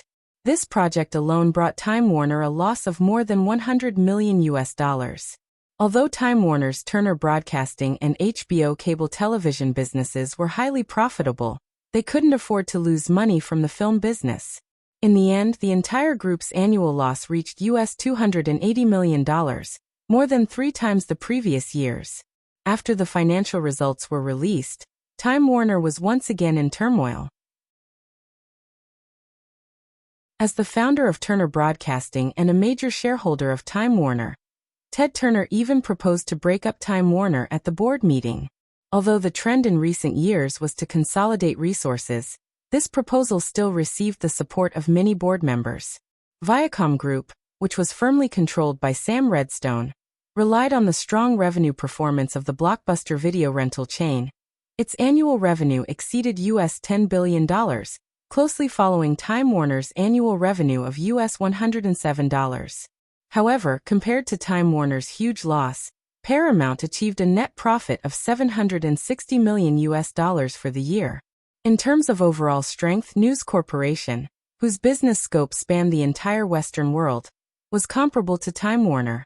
However, News Corporation, whose business scope spanned the entire world, was too complicated in terms of its financial system and ownership structure. In some countries, their business was even settled separately. Therefore, 20th Century Fox, the subsidiary responsible for the film and television business in America, became the main representative of News worldwide. Because of this, 20th Century Fox's position was very similar to that of Seagram Group's control of Universal and Sony's control of Columbia. Coupled with the rapidly recovering performance of MGM, the subsequent 4 major companies had different profits and losses, and couldn't be compared to the previous three giants. In the first few months of the year, the American media successively listed the performance of the six Hollywood giants, but they still didn't get to see the most anticipated annual financial report of Firefly Group. Although the media were all scratching their heads in anticipation, after several low-key board meetings and discussions with the group's main creditors, the group of senior executives finally decided not to release Firefly Group's financial report. For non-listed companies, the release of financial report data had a very clear purpose. For example, last year, because of the issuance of US $8 billion worth of bonds, the integration of ABC Group had not been completely completed. Coupled with Ron Perlman's acquisition of Firefly's bonds, in order to prevent unnecessary speculation and worry in the capital market, Firefly Group released the financial data for the year. This year, everything within the group was on track. There were no internal or external problems, and there was no need to do such superfluous things to satisfy the curiosity of the capital market or the media. Of course, Eric didn't want to be too ostentatious, which was another important reason. After a few months of financial statistics, Firefly Group's annual revenue was finally fixed at US $23.9 billion, and realized operating net profit of US $2.57 billion.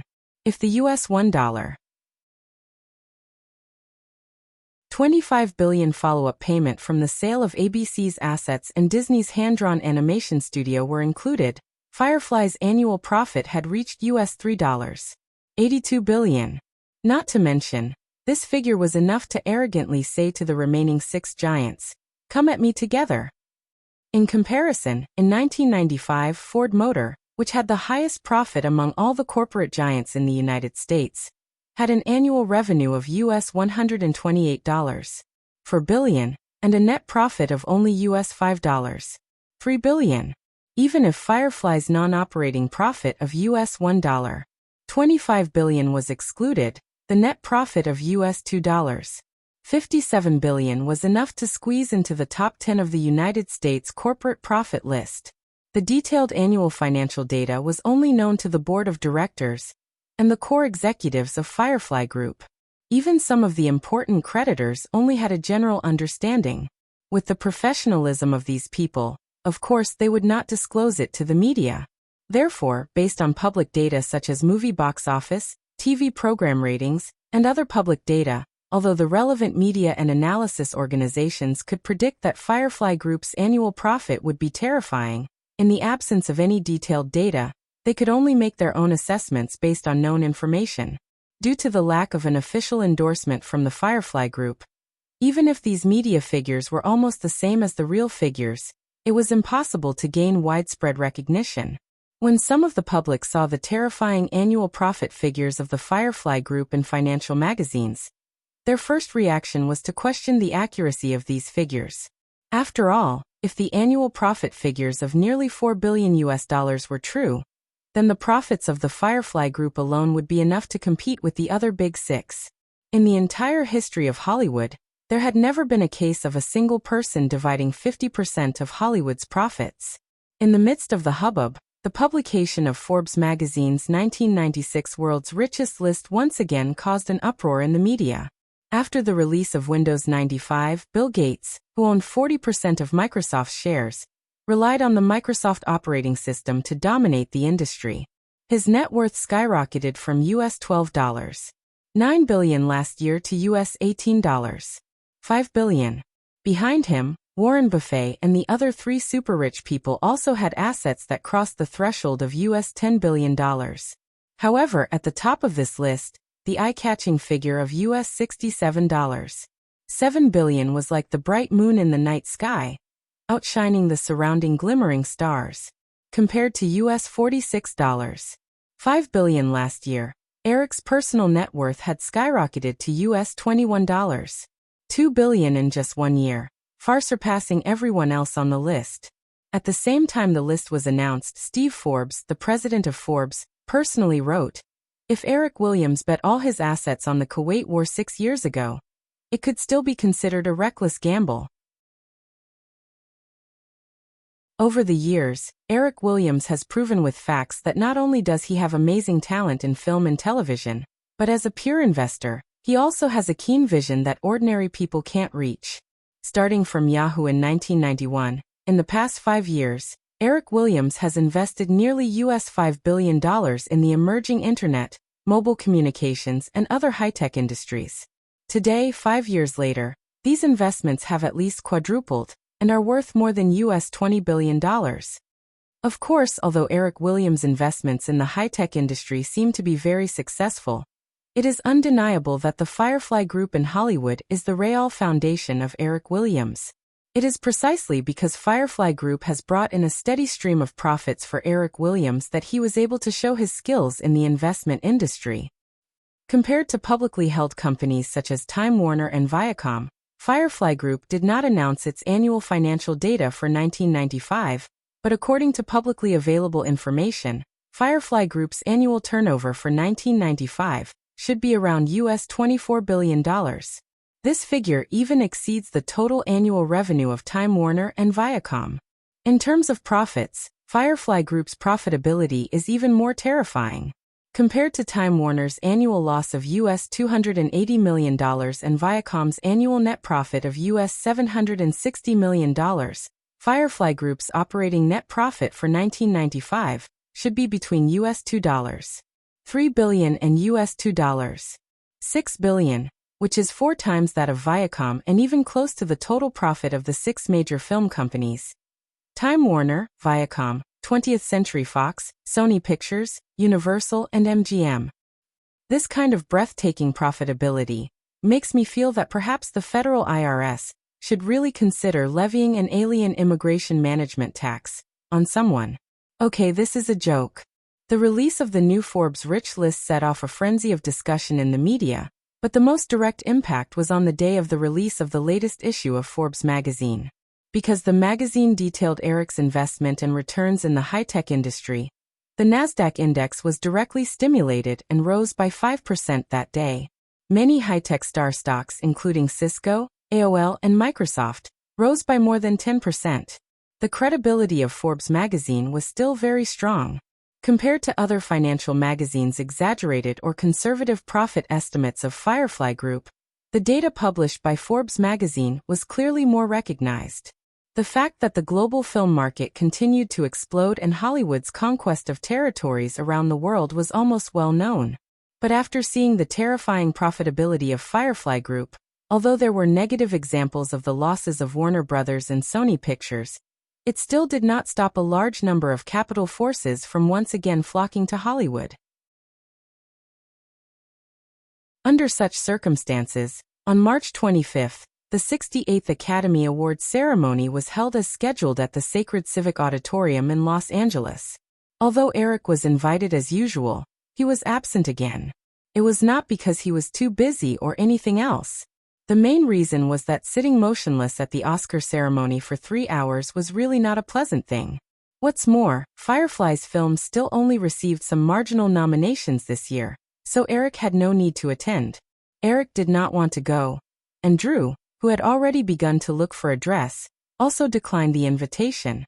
The two stayed in the girls' Beverly Hills mansion to watch the live broadcast together. The script for The Shawshank Redemption was still lying in the corner.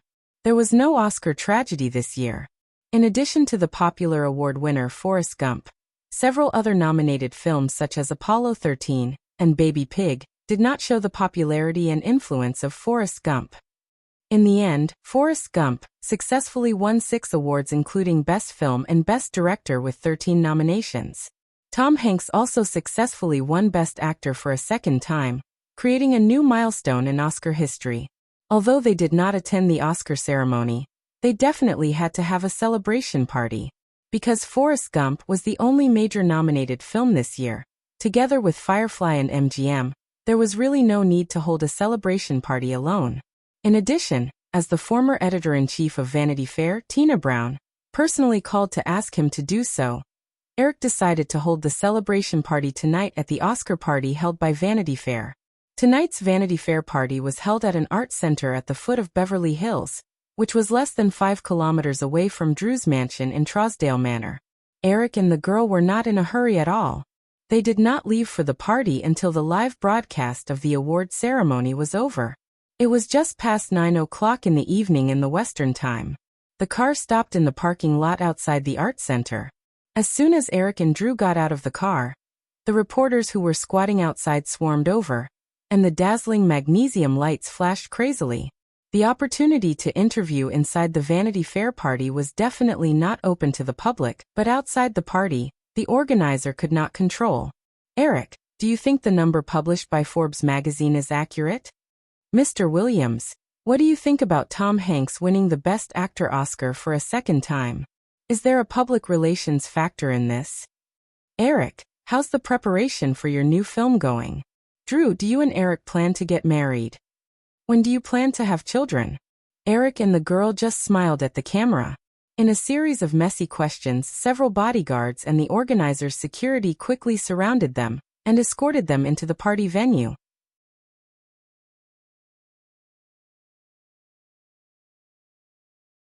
Chapter 780.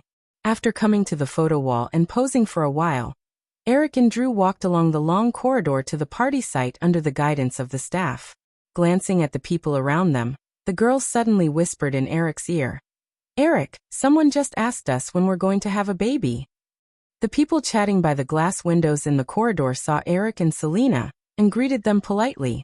Eric nodded in response and whispered in confusion, "Huh?" Drew suddenly seemed to be in high spirits. "What do you say? Let's have a baby?" Eric did not object.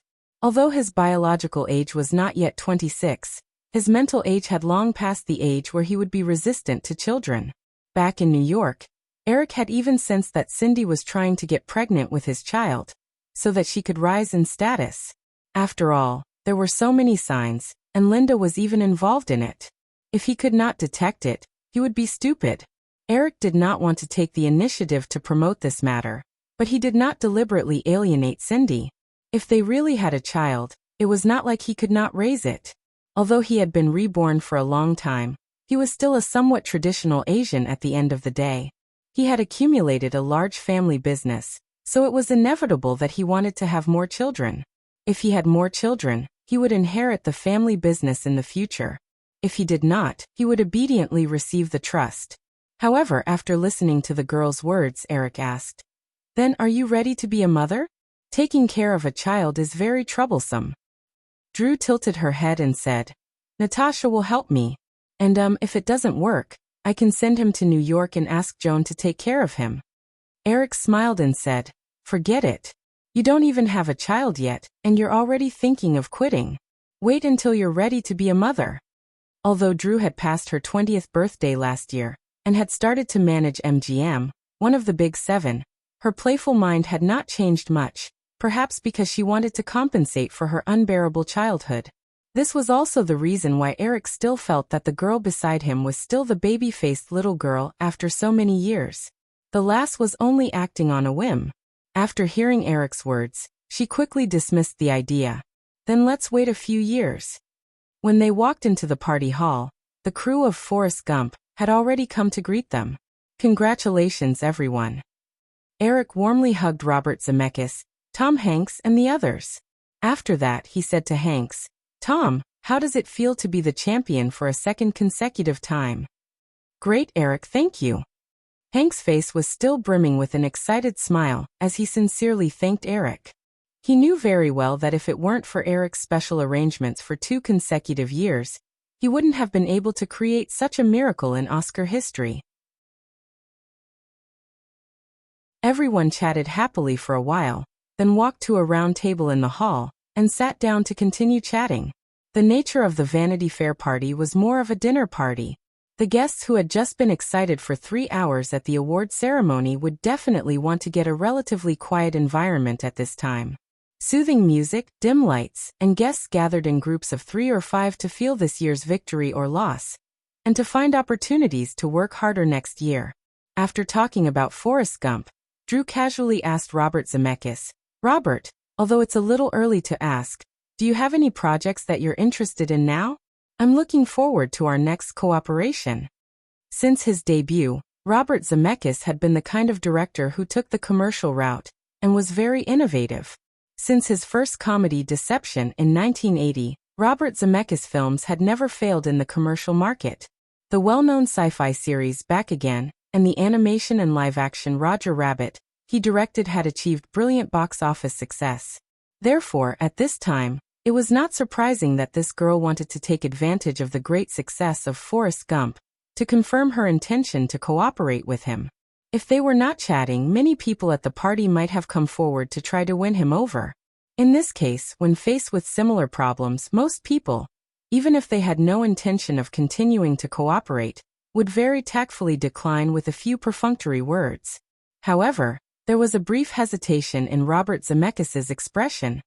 He remembered that Steven Spielberg had talked to him in private not long ago, so he paused and said, "Of course, Drew, if there is a chance, we will definitely continue to cooperate." Drew noticed the change in Robert Zemeckis' expression, so he cleverly did not continue to talk about this matter, and naturally changed the topic. While chatting, everyone felt a faint commotion at the entrance of the party, so they all turned their heads curiously. "Godfather is here," Drew, who was sitting on Eric's left side and had a convenient view, blurted out. Then he paused and said, "And David Geffen and, well, Bill Gates, why are they together?" Eric was not very interested at first, but when he heard the name Bill Gates, he turned his head curiously, and happened to meet the eyes of the students at the door. They nodded at each other, then Bill Gates whispered something to Spielberg, who was next to him, and walked over with his wife, Melinda Gates. Eric vaguely realized something, but he did not feel too strange. Since the other party was walking over, Eric took the initiative to stand up and greet him with the girl. "Hey Bill, I didn't expect you to come." Eric politely shook hands with the student at the door, then gently hugged Melinda Gates, who was wearing a black dress, and complimented her. "Melinda, you're really beautiful tonight." "Thank you, Eric." Melinda Gates smiled politely, then said to Drew, who was next to Eric, "Drew is also very beautiful, but this is my first time here. Drew, can you show me around?" The girl had a warm smile on her face. "Of course, come with me. I have to say hello to Godfather first, then I'll introduce you to some interesting guys. How about that?" "No problem," the two women said, then winked at their respective men, then walked away hand in hand. "Let's go to the bar and have a drink." Although Eric had roughly guessed why the student at the door would appear here, he did not mind. If the student at the door stayed close to Microsoft, Eric could not do anything to him. Since he took the initiative to come to his territory, he had to greet him. There was no doubt that the student at the door must have been stimulated by the recent news about him in the media, and wanted to join in the fun in Hollywood. In the original space-time, when Steven Spielberg, David Geffen, and Katzenberg established DreamWorks, Bill Gates and another founder of Microsoft, Paul Allen, had invested in DreamWorks. Later, Microsoft also had the idea of entering Hollywood many times. From time to time, there would be news that Microsoft was about to acquire a media group, but most of the time it was all talk and no action. But now, history had changed, and the terrifying scale of Firefly Group's profits had obviously made many people determined to enter Hollywood. The student at the door in front of him was probably one of them. However, the 7 major film studios in Hollywood had just been divided up in recent years. At this time, if they wanted to do something in Hollywood, they had to start from scratch. In the past 2 years, Spielberg, David Geffen, and others who had been rumored to want to set up their own film studios had undoubtedly become the best partners for Microsoft.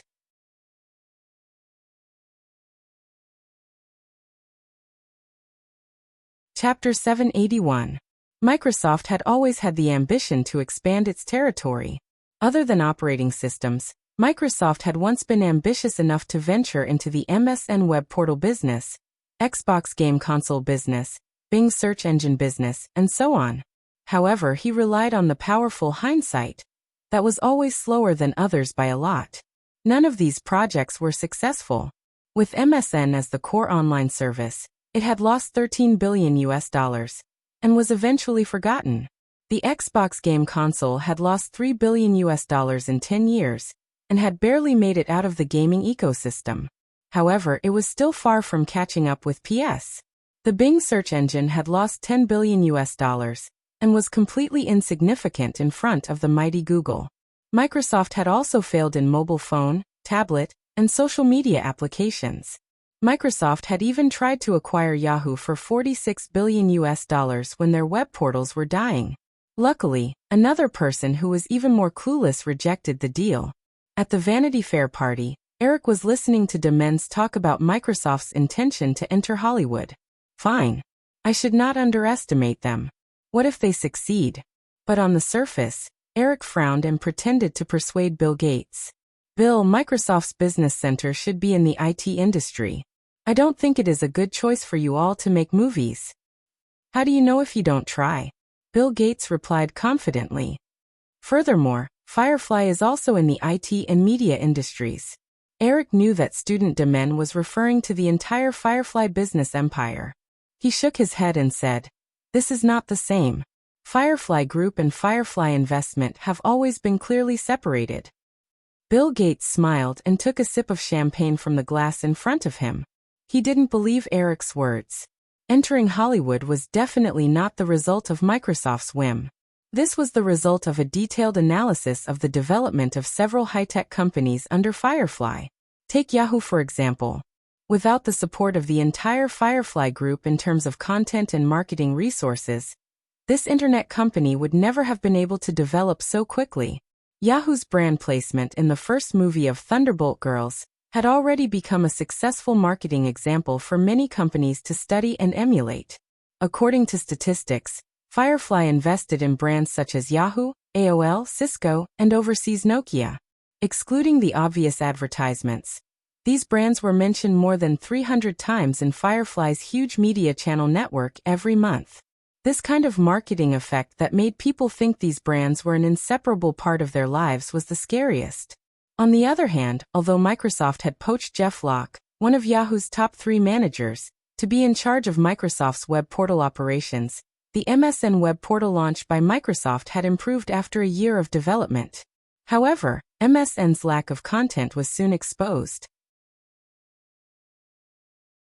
In this regard, Firefly Group and a few of its major allies would definitely not provide any content support to Microsoft. Although they could work with Time Warner and other groups, they would ultimately be under the control of others. Taking advantage of Microsoft's domination of the operating system industry, entering Hollywood and entering the media industry was a good choice. Investing in Spielberg's film studio was only Microsoft's first step into the media industry. Since Jeff Locke left Yahoo last year, there was a slight rift between both parties. Now, they were only pretending to be friendly. After chatting for a while, Bill Gates got up and walked away. Eric asked the waiter to refill his glass and sat at the bar, thinking about the possible consequences of Microsoft entering Hollywood. Although Eric was not optimistic about Microsoft's future in the media industry, he would not underestimate Microsoft. With Microsoft's strength, if Bill Gates was determined to enter the media industry, it would affect his future plans.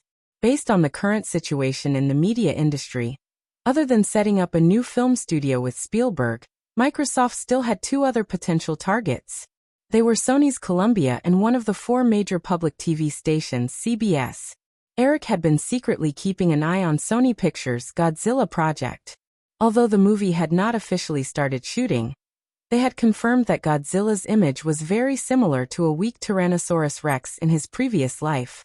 From this point of view, this version of Godzilla was still on the same path. If Godzilla failed next year like in Feng Yu's previous life, Sony's confidence in continuing to operate Columbia will be hit again. This will also be a good opportunity for someone else to take over Columbia Pictures. Eric had intended to give this opportunity to MGM, but with Microsoft's interference, he could not rule out the possibility that MGM would interfere. Another unstable target was CBS. After Viacom's bid for Paramount failed, Barry Diller launched another acquisition of CBS last year. However, when Barry Diller was about to negotiate the acquisition terms with CBS management and major shareholders, Comcast, who was in charge of funding the acquisition, suddenly stopped the project. This caused Barry Diller's return to the media industry to be thwarted again, and CBS returned to the status of being for sale again. Obviously, after setting up a film studio with Spielberg, if Microsoft wanted to go further, Columbia Pictures and CBS would undoubtedly be the best targets. At that time, it would be inevitable for both parties to clash. While Eric was thinking about how to deal with this, Elizabeth and Julia walked over hand in hand. The two women were wearing the same spaghetti strap gowns, but one was black and the other was white. It gave off a strange feeling of a couple's outfit. When she walked up to Eric, Julia was like a kitten that had seen its owner. She wanted to rub against Eric with her watery eyes, but Elizabeth pulled her back. "Hey, you are my girlfriend now. It is embarrassing for me to get close to another man like this." Eric smiled helplessly. Elizabeth was now in a state of coming out of the closet. Although everyone knew that she was in a relationship with him, Elizabeth often went out with Julia openly. She even pulled Julia under Fox. At this time, they were filming Shakespeare's Love that Miramax was in charge of. Because of this, Murdoch even called Eric to ask what was going on. Eric didn't know what to say, so he could only give a perfunctory answer. Murdoch was also worried, not only because of his daughter, but because the old man's eldest son, Lachlan, also had a tendency to have an unknown sexual orientation. He was 25 years old, but he didn't even have a girlfriend. Instead, he liked to hang out with a group of beautiful models. Well, male models. This was actually one of the reasons why Lachlan Murdoch was sent back to his hometown in Australia last year. Patting his left hand, Eric said to Julia, "Ignore her.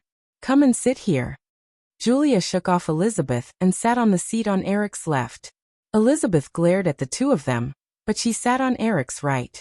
Eric gestured for the waiter to prepare drinks for the two women, but Julia leaned over without any scruples. She waved her left hand at Eric and said, "Eric, look, isn't it beautiful?" Eric glanced at it. It was the Four Hearts rose gold ring. He didn't expect Julia to wear it in public. After all, the ring had the Williams emblem tattooed on it. Eric had gotten someone to make a set according to the serial numbers of the playing cards. Now he only had Virginia, Joanna, Julia, Elizabeth, Drew, Nicole, and Famick. These 7 women still stayed by Eric's side. After spending some time with the other women, Eric either let them go because he felt bored, or his relationship with them naturally cooled. The remaining 37 rings lay quietly in the safe in the Sharp Corner manor. After settling down, Eric was no longer as reckless and frivolous as he was in the first few years. Now he would rather give a woman a bank card than take out the rings so easily. In the past few years, there were still only 7 women who owned this set of rings. Eric grabbed Julia's hand and admired it for a moment. He smiled and nodded. "Very beautiful." Then he asked Elizabeth, "What about you?" Elizabeth raised her hand and said, "This is Julia's and my couple's ring now. It has nothing to do with you. Haha, Demi Moore just asked me where I bought it." Eric was puzzled. Demi Moore. Elizabeth thought that Eric didn't know who Demi Moore was. She explained, "Bruce Willis's wife. She's a very smart woman." "Oh," Eric replied indifferently. He changed the topic and asked, "Aren't you in charge of the preparations for Star Wars Episode 7 recently? How's the situation?" The news about the Star Wars prequel had never stopped. As an American, almost every piece of news about the movie would cause a heated discussion. Although Eric wasn't interested in the Star Wars series, he was still affected by the countless pieces of news. When she heard Eric mention this, Elizabeth's face immediately became gloomy. She said, "Don't mention it. George Lucas suddenly told us last week that the filming of the movie might be delayed for another half a year. They also revealed that they want to renegotiate the distribution contract." Eric almost immediately thought of the student who had just left. The timing was too coincidental. "Do you know the reason?" Elizabeth turned her head and scanned the hall for a moment. Perhaps she didn't find anyone, so she turned back and said, "Weren't you chatting with Bill Gates just now? It's him." So Spielberg still wants to pull George Lucas into the upcoming film studio? Elizabeth had obviously heard the news as well, perhaps even more than Eric. She nodded and said, "Yes, I'm guessing that their target should be Industrial Light and Magic. Because the movie originally planned to cooperate with the digital domain in the special effects department, I even brought another producer to talk to Stan. In the end last week, when Lucas told me that the filming might be delayed, he also canceled the cooperation with the digital domain." Eric took a sip of wine and frowned slightly. Although Industrial Light and Magic had been left far behind by the digital domain in the past few years, this special effects studio still had a strong foundation in special effects.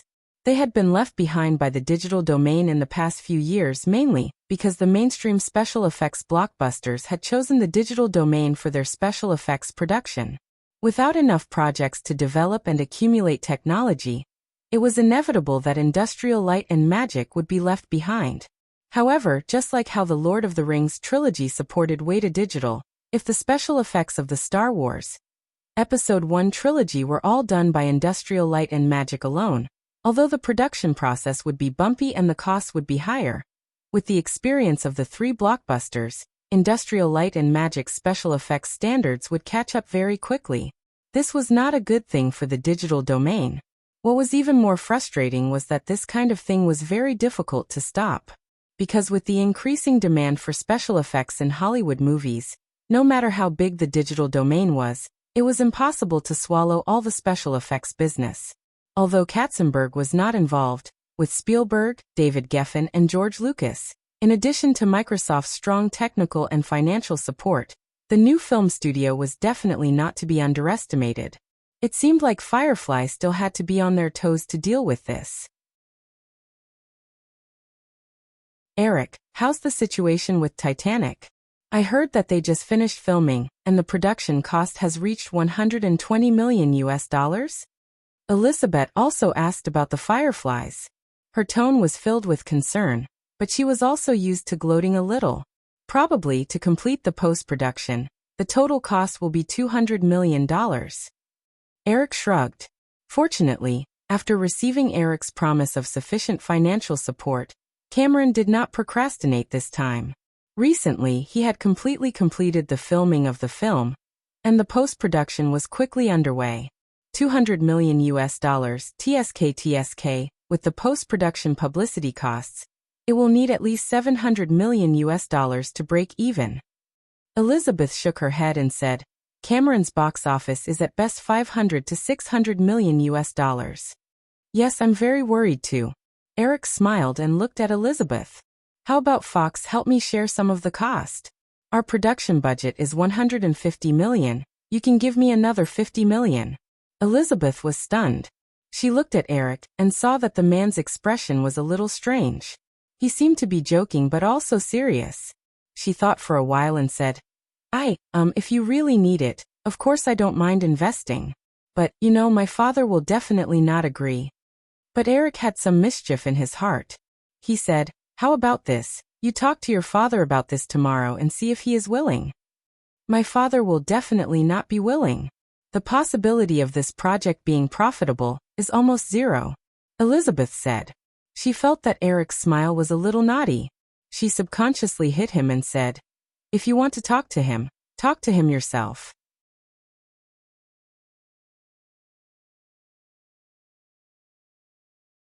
Chapter 782. Elizabeth was only one step away from the CEO position at Fox.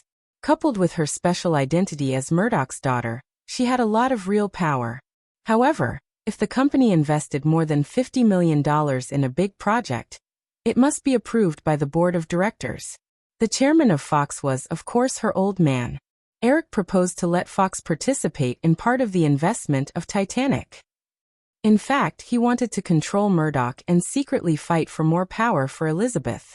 He knew that as a standard businessman, Murdoch would never agree to throw money into a bottomless pit like Titanic.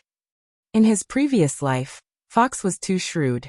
In order to avoid risks, they sold the North American distribution rights to Paramount for only $60 million. As a result, the box office of Titanic in North America was $600 million, and Fox almost fainted. This time, if Titanic was not a big success, it would be fine. However, if the movie exploded in the box office like the original, Murdoch would definitely pay more attention to Elizabeth's suggestion in the future. Correspondingly, Elizabeth had more decision-making power in the company. The next day, Eric received a call from Elizabeth in his office. The outcome was completely as he had expected. After the Oscar ceremony, Forrest Gump won 6 major awards, including Best Film and Best Director, from 13 nominations. Tom Hanks' consecutive wins became a hot topic in the media. The box office of the movie, which was still screened in hundreds of theaters in North America, rebounded significantly. In the 9th month of the movie's release, it still earned more than $3 million in box office in a single week. Firefly, which had obtained the distribution rights of Forrest Gump in North America, also began the next stage of the movie's release plan. It was Friday at Firefly Studios. After a period of research, Katzenberg presented the evaluation plan of 3D and IMAX technology. According to the detailed research of the Strategic Planning Department, everyone thinks that the current 3D technology may be possible to promote, but IMAX is not. This technology has too many restrictions, and it is impossible to promote it on a large scale. The two were still sitting in a coffee shop in the studio. Eric pushed the coffee aside, flipped through the information compiled by Katzenberg, and asked, "What's the main reason?" Between 3D and IMAX, Eric actually preferred the latter. Perhaps this was the result of too many fake 3D movies in his previous life. The main thing is still the cost. Katzenberg had obviously done a lot of homework. He did not need to flip through the information before he blurted out. Just take the cost of the renovation of the cinema as an example. For 3D, most cinemas only need to change a projection system. The current most advanced polarized 3D movie projector costs only about $100,000. Including the 3D glasses and other hardware, the total renovation cost will not exceed $150,000. However, IMAX was different. Small IMAX screens were as tall as 4 or 5 stories. More than 99% of cinemas in the United States and Europe did not meet the requirements for modification. If you want to build an IMAX theater, you have to start from scratch. The construction of the venue and the projection equipment will cost about $1.5 million, which is 10 times the cost of a 3D theater. After hearing Katzenberg's explanation, Eric suddenly understood why China was the fastest developing region for IMAX technology in his previous life.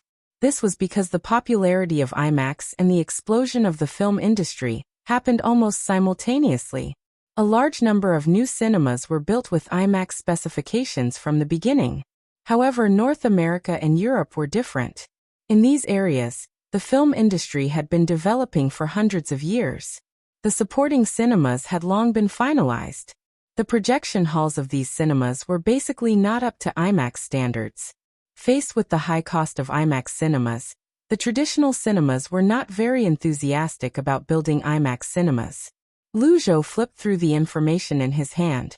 In addition to the renovation cost of the cinemas, if he wanted to popularize IMAX, from film shooting to film conversion, it was accompanied by a very high cost requirement. Relatively speaking, it was much easier to popularize 3D technology. At present, IMAX technology could not support a full 90-minute movie duration. 3D technology was almost mature. The main reason it could not be popularized was the lack of 3D film sources and 3D cinemas. Even the current reputation of 3D technology was not very good. This was because many cinemas with 3D equipment showed pornographic films that gave people a sense of novelty. Eric was not a blind idealist. He also knew that many things needed to be done step by step. After thinking for a moment, he said, "I saw that IMAX has recently been developing DMR reset technology for converting ordinary film to IMAX film. You can ask someone to pay attention to it. The financial situation of the other party doesn't seem to be very good. We can invest a sum of money in it. Treat it as an angel investment. Also, we can set up a special 3D technology research and development department in the digital field. Well, after I finish shooting Casino Royale, maybe we can try 3D for the next movie." Katzenberg nodded. He had roughly considered Eric's suggestion. However, after Eric finished speaking, Katzenberg continued, "Eric, I also think that 3D technology will definitely be a new development area in the film industry in the next few years. So don't you think this is a good time for us to enter the cinema industry?" Cinema industry? Eric raised his eyebrows in surprise. He had not considered this matter. In the 1980s, during Reagan's administration, The federal government's control of the entertainment industry was loosened step by step. The Paramount Act, which separated film companies from cinema chains, existed only in name at this time. Viacom, Time Warner, and Universal all had their own cinema chains. Among them, Viacom's cinema chain was the largest, with more than 3,000 screens in the United States. However, Firefly's development and rise were relatively late. They had not had time to enter the cinema industry. Bound by the deep-rooted concept of the Paramount Act, Eric subconsciously did not consider this matter. At this time, after Katzenberg's reminder, Eric realized that in the next few years, it was indeed the best time for Firefly to enter the cinema industry. Although many people's perception had always been that Avatar was the beginning of the rise of 3D movies, in fact, 3D movies had already appeared a few years before and after the new era. The more famous movies such as Spider-Man and Harry Potter, in his previous life all had 3D versions. However, due to various limiting factors, these movies did not reach the powerful influence of Avatar. Whether it was 3D technology or IMAX, they had both appeared more than 30 years ago. Therefore, the promotion of these technologies was not difficult in terms of technical aspects. The only difficulty was the lack of a strong organization to promote it. At this time, it might be a good choice for Firefly to be such a pioneer. After all, according to the historical trajectory, the North American film market would reach saturation around the year 2000. The market growth in the following decade was completely driven by the increase in ticket prices. If they could promote 3D and IMAX, it would undoubtedly break through the limits of market saturation and promote further growth in the industry. After thinking for a while, Eric put down the empty coffee cup and said, "Jeffrey, this matter can be included in the next step of Firefly's development plan, but I hope you can be very cautious. I've always hoped that Firefly can become stronger, but at the same time, I'm also worried that Firefly will become sluggish and bloated because of blind expansion. Do you understand?" "Of course, I won't do this unless I'm 100% sure." Eric nodded, picked up the coffee pot, and poured himself a cup of coffee. He said, "Do you know what Steven and the others are doing? David also talked to me, hoping that I could go over and help, but I refused." Katzenberg did not hide and said, "They will officially announce the news next month, but I'm not too sure about the details." David Geffen and Katzenberg had always been good friends, and Eric was also aware of this. However, friendship was unlikely to drive a determined business elite to change sides. In the past, Katzenberg had no choice. At this time, he clearly understood that Firefly was the best stage for him to display his talents. You're tuning into the Earbook Haven YouTube channel. Don't forget to subscribe and join us on this journey to catch the most captivating stories.